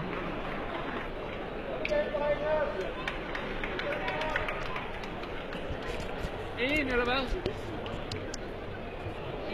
Hvad skyder de for? Kom nu. Ja, puha. Altså rent faktisk, jeg var slet ikke klar over det. Altså de skyder for 6 point dernede, de lægger jo 2 huller. De får kun 1 point. Så den står 5-11 til Danmark. Ja, så kom nu, Danmark. Okay, vi er tilbage. Anders har lagt en lige foran, men det er stadigvæk Mauricio, der ligger bagved, så Morten Sachs, han skal skyde den der væk bagved. Kom så, Morten. Ja, slap af. Ja.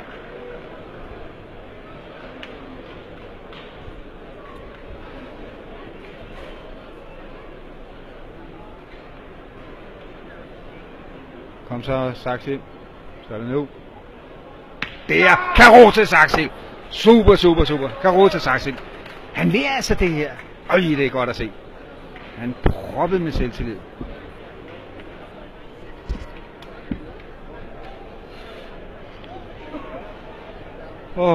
Kom så.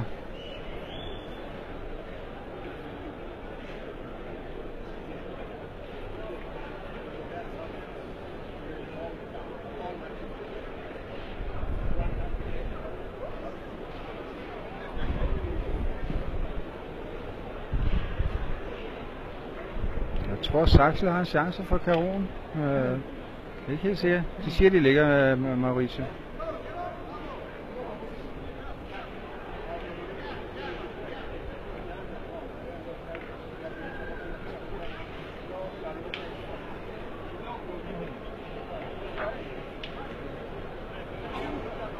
Altså det her bliver kun gjort for lige at få lidt luft. Jeg tror altså, at Mauricio de ligger umiddelbart, som jeg ser det her. Men han griner også lidt af ham.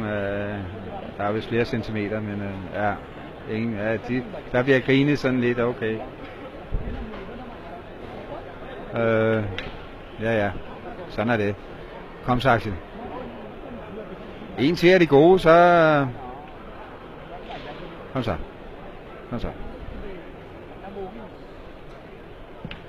Ja, det er fint. Benny Lafik det er jubler for Danmark. Det er jo dejligt, Benny. Hvad? Benny Lafik jubler for Danmark. Det er vi glade for. Også. No. Benny Lafik. Ja, okay. Ja. Ja, tak for det, Benny. Ja, Norge er helt ude til dem, der ikke vidste. De er ude af Nations Cup. Norge er ude af Nations Cup, desværre. Det er tidligt exit allerede i ugens frokost. Ej, hvordan er det, han er så heldig der. Han overspiller den fuldstændig, altså, så nu går de ind og skyder den der, altså det er helt dejligt at se, at vores svenske naboer, de sætter sig ned og siger, kom så Danmark. De vil gerne have os i kvartfinalen.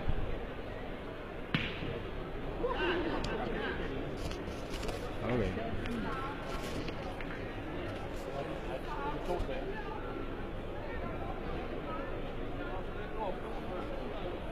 Han har overtrådt. Dommeren går lige ind og siger, det vil jeg ikke se. Jeg synes, de er blevet lidt mere på, uden at være for meget dommerne. Det er dejligt at se, at det er fair nok, at de lige går ind og markerer sig, at vi er her. Altså. Det er ikke noget med, at de overtager banen eller noget. Så jeg synes, de har en god linje, dommerne hernede generelt. Så kom så, Anders.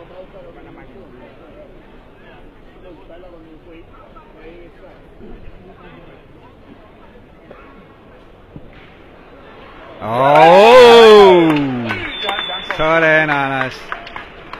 Hold nu op. Så, vi skal lige... Han skal ramme først, ja. Lad os lige se. Så. Vi kan ikke få ham med, men han skyder nu. Og han rammer, uden grisen går i.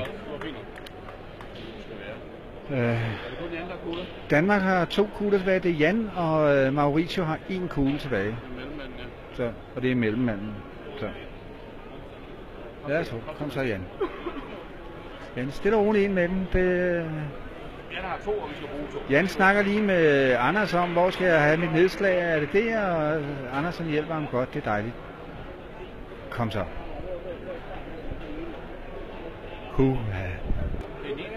Ja, vi er tilbage. Altså, vi ser her, de står og diskuterer. Altså, det Jan har lagt en super kugle lige bag gris. Cirka 30 bag gris. De bliver nødt til at lægge. Altså, skyder han, jeg ikke rammer den, jamen så har vi lukkechance. De vælger at lægge ind, tror jeg. Der er sådan... Han vælger at lægge ind, ja. De er helt... De ryger lidt rundt, de andre. Så... Vi snakker det i går, men... Kom så.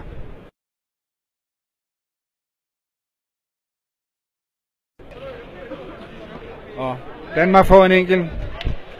Vi havde en 12-5 til Danmark. Den manglede lige 3 cm ikke kom ind. Det var ærgerligt, det var så synd, at I ikke lige så det, men så. Vi mangler en enkelt. Kom så med den.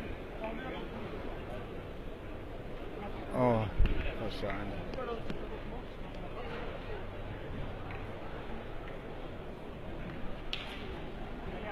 Meter er den her gris, jeg vil skyde på. Ja, det er rigtigt, som Lars siger, den er 9 meter ude.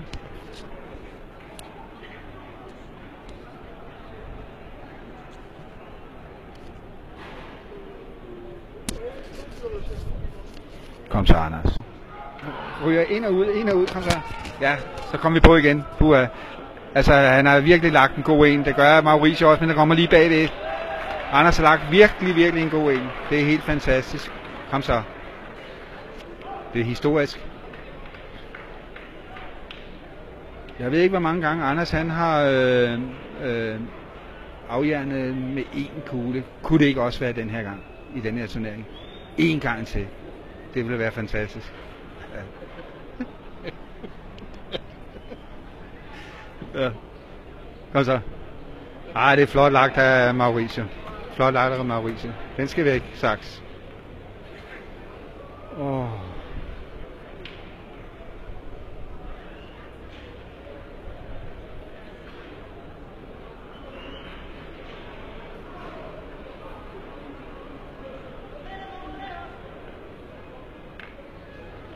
Ja, det er rigtigt, Ejner. Der er rigtig mange udfald. Det vil vi helst ikke have hernede, men vi kan ikke gøre noget ved det. Vi prøver at flytte iPad'en og det ene med det andet. Vi vil jo så gerne have, at I ser det her. Det er jo et drama uden lige, vi er ude i. Så Vi skal vide, det er ikke wifi, vi er på. Det er den rigtige telefon. Ja, det er ikke wifi, fordi hvis det havde været wifi, havde vi slet ikke kunne sende hernede. Sådan der! Sådan, Sachs! Hold da op.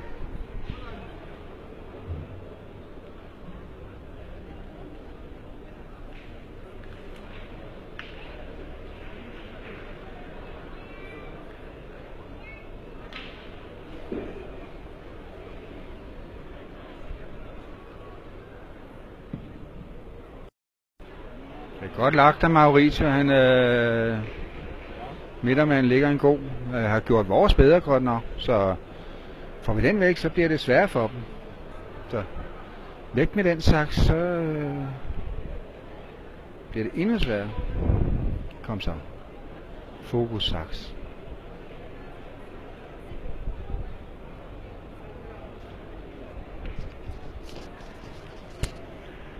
Ja, kom igen, Sachs.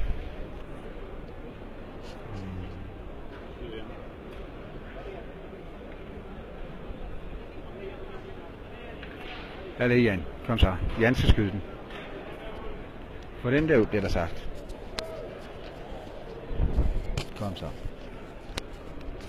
Væk med det.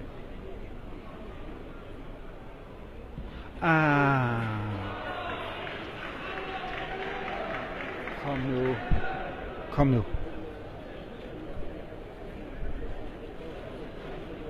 Kongo har vundet over Holland. Ja, kom så, Anders. Kom så. Så Belgien og Kongo skal møde hinanden. Det er sjovt. Belgisk Kongo fra gamle dage. Ja. Belgien og Kongo mødes. Ja.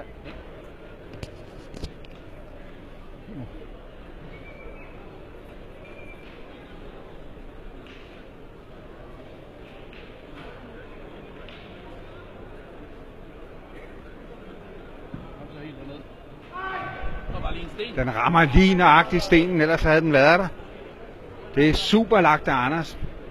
Det irriterer mig. Ja. Undskyld.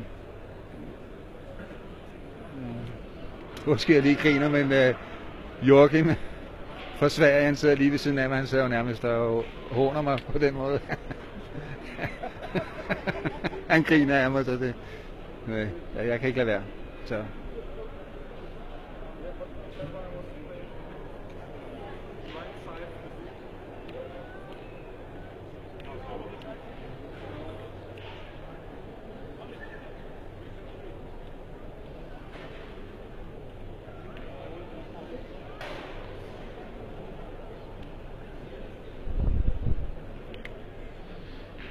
De var lige hen og få lidt råd fra Pascal, hvad de skal gøre.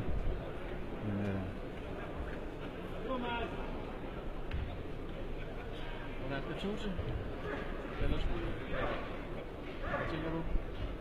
jeg tror, han skal lægge ind. Jeg ved det ikke. Jeg er jo op mod deres, det er rigtigt, Lars. Det er nok også spillet at se, om han kan skubbe den ud. Så... det var smart! Han skubber vores ind. Det var ikke det, der var vildt. Det var det ikke. Nå, vi er lidt heldige, hvis man må sige det. Ja, det... Nå. Ja. Men altså, Mauricio har... Er det ikke 3 kugler tilbage, de her? Det er 3. Så... Og vi er tomme. Så. Skytten har 2.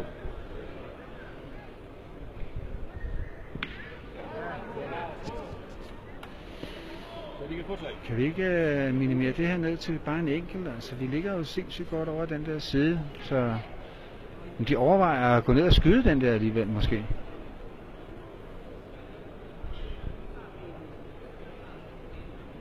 Hold da op. Ja, de vælger en taktik, hvor de vil skyde vores væk i midten der, men det lykkes ikke, så de ligger altså kun med en og har kun en tilbage, så minimerer den ned til en enkelt, så er det okay, altså. Så er det 6-12, altså det er fint. Men så skal vi altså også til at have en lukke nu. Jeg ved ikke, hvordan de unge har det. Vi har ingen kontakt med holdet. Nej. 1 point til dem, så den står 12-6 til Danmark. Kom så, Danmark. Kom så. Hey. Hey. Han får at vide. Er vi enige om 6-12 her? 12-6? Dommeren går ind og flytter ringen. Han skal ikke rykke frem. Så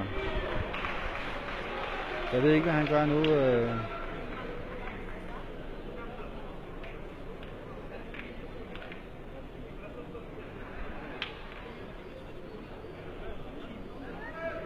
Jo, undskyld, den står 6-12. Ja. Jeg er bare lidt interesseret i, hvad Pascal er snakke med dommeren om. Hvad? Ja. Thank you. Stop this. Ja.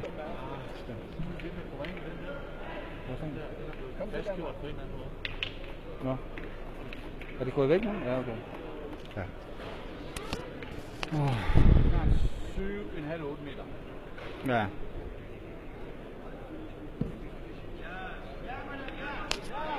Ligger super godt ind der.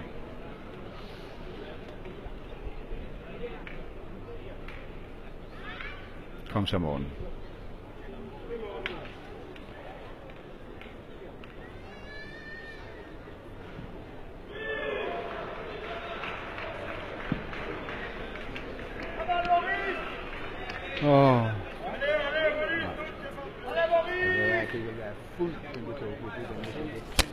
Jamen, det vil jeg slet ikke gøre. Det jeg vil gøre, det var måske switch igen med de to. Ja. Hvis det var. Kom så, Saks. Godt sagt. Sådan er det bare.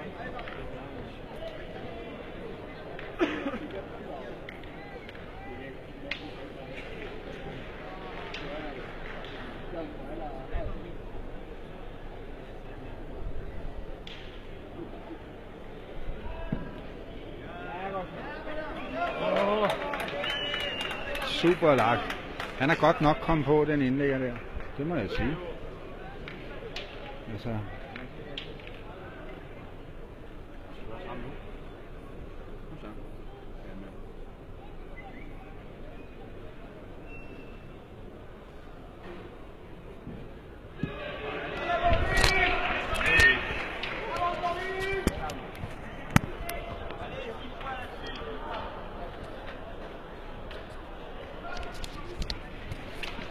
Ja. Nu er jeg bange for, at de står til en stor runde her, fordi jeg tror ikke på, at vi kan blive ved med at minimere det her ned til, at de får 1 eller 2. Så der bliver større og større pres på danskerne for hver runde, der går. Så det kunne være dejligt, hvis vi lige fik det 1 point, der mangler. Men kom så, Anders. En god defensiv kugle, det ville være dejligt.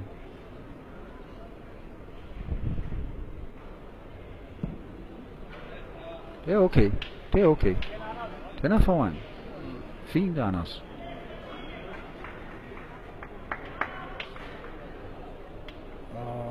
Kom nu, Danmark. Kom nu, Danmark.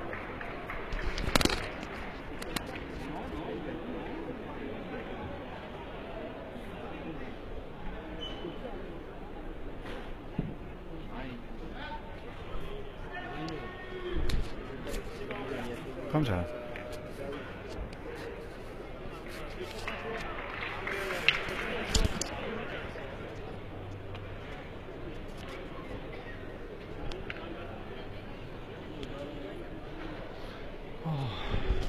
så, Jan. Læg den god. Nu er det dig, der er afhængig af at lægge den der minimeringskugle, der skal til. Kom så. Den kommer slet ikke. Ja. Den bliver dyr, den her. Oh. Så sagde den så også, jeg ikke nu er batteriet dernede, mand.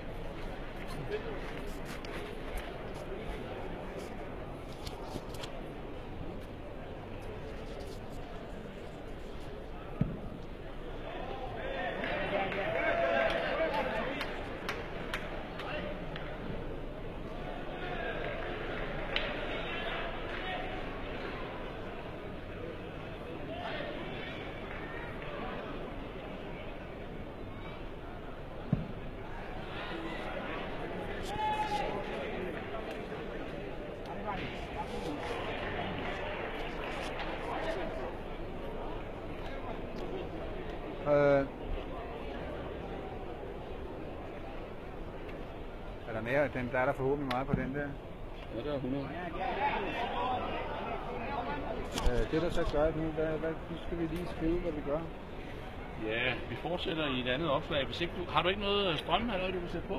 Nej, jeg har ikke det her. Men jeg har ikke mere strøm eller noget. Jeg har måske en lille smule. Okay. Hvor meget er den nede på? Hvad?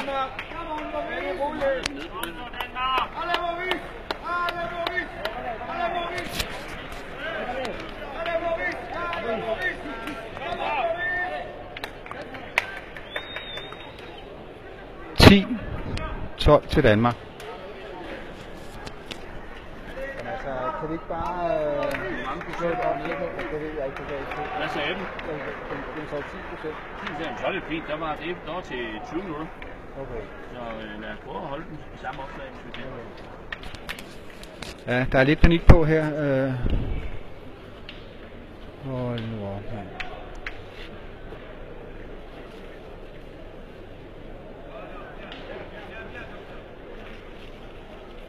Kom nu, Danmark. Vi skal bare have en.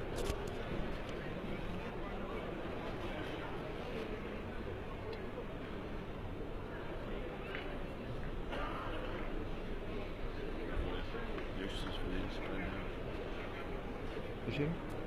Så vi kan få levetidsforlængelse på den her. Bare lad dem hænge. Ja. Ja, der er i hvert fald lys dernede. Så. Her, Lars.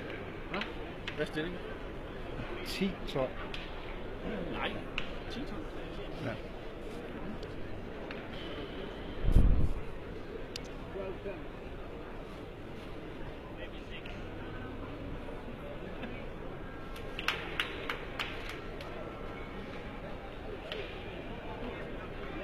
Den var lige nøjagtigt 6 meter, den her. Så.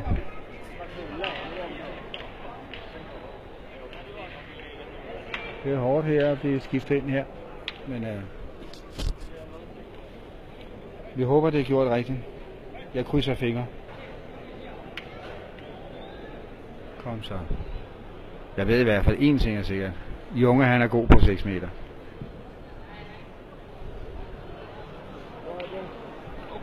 Så fik vi chancen her. Kom så. Det er nu, I skal tage den. Altså, vi har haft chancen til at lukke den her match her, så det... det er petanque det her, der kan, alt kan ske. Mauritius skifter ud og får momentum, og det er det, der sker. Det har vi set så tit.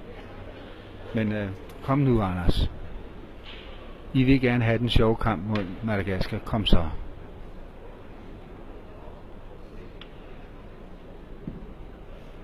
Godt, Anders. Sådan der.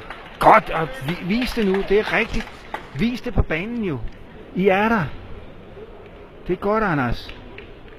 Vi har været lidt stille alt for de 3 sidste runder har vi nærmest ikke været på banen. Kom så.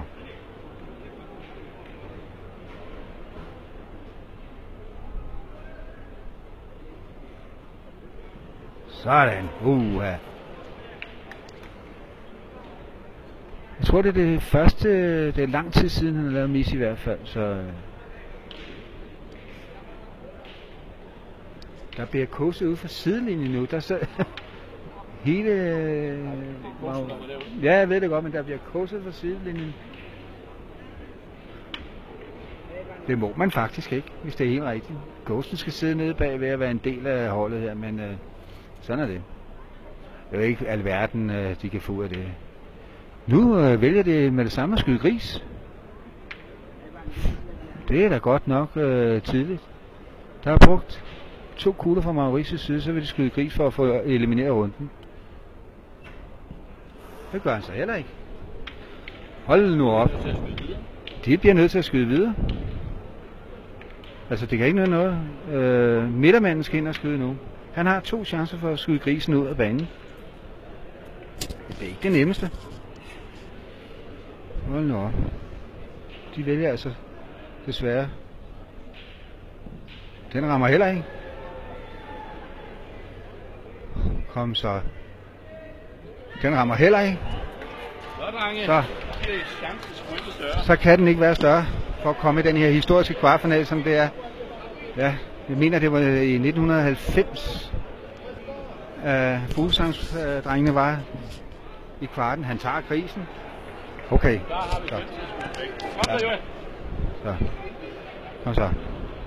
Det er ikke godt nok hårdt for Junge det her, det må jeg sige. Han har siddet ude på bænken, men det er et skud for livet. Kom så. Sidste gang han stod i den her situation mod Italien, der skød han grisen ud af banen, og så lukker vi på den måde. Så der er 2 muligheder der. Kom så. Kom så Danmark. Congo, Belgique. Et au terrain numéro 11, France, Cambodge. Donc c'est parti. Ils peuvent débuter dans quelques instants. Kom så Junge.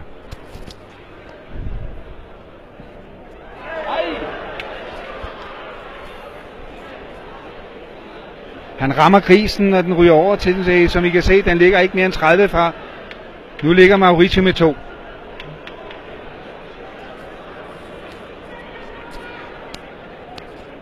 Der bliver nærmest... der er total fokus på kampen hernede.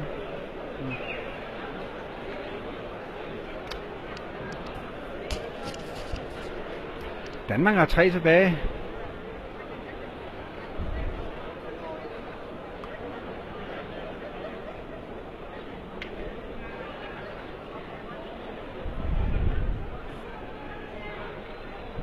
Kom så, Saxi. Få det nu gjort. Sådan! Der kom den!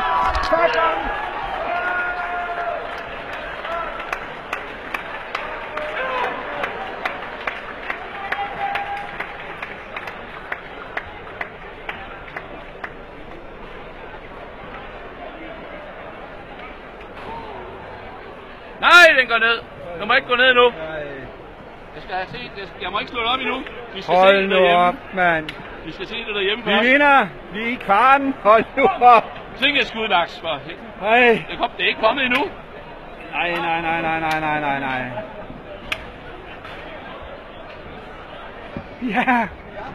Ja. Det er præcis. Det er historisk det her. Ja, det er det. Hold nu op. Ja, undskyld, jeg er tilbage. Der er kæmpe... de kommer alle sammen. Det er helt vildt det her. Det er bare så stort, altså. Alle vores venner. Så hold nu op.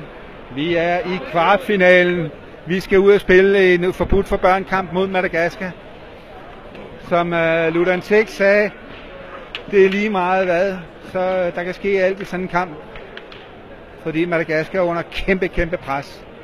Så ja, jeg synes jo bare, at altså, nu skal der nydes det her. Det er helt vildt. Hold nu op. Ja, det var hårdt. Hold nu op. Jeg er ikke mere opsagt, man siger. Nej. Vi skal jo ind til Stries mål. Ja. Hold nu. Jeg tror, kampen starter lige lidt. Det tror jeg også. Jo kortere de giver afstanden til os, jo trætter jeg, når vi skal starte. De har været færdige i en time. Ja.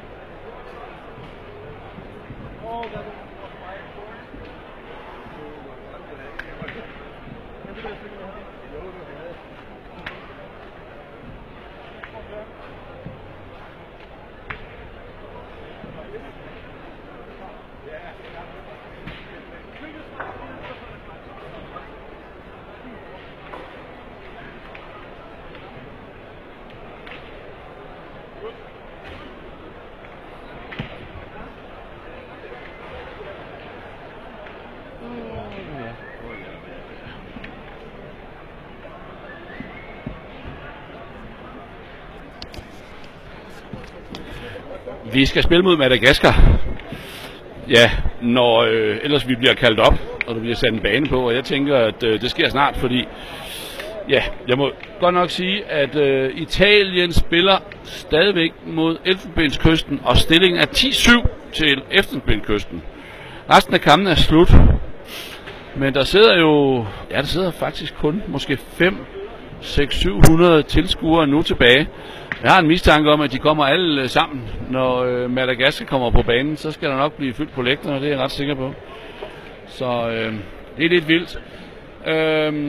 Ja, vi skal have åbnet en ny iPad, var jeg lige ved at sige, ligesom man åbner en dåse tun, fordi Henrik den er blevet træt, så vi skal finde på noget nyt.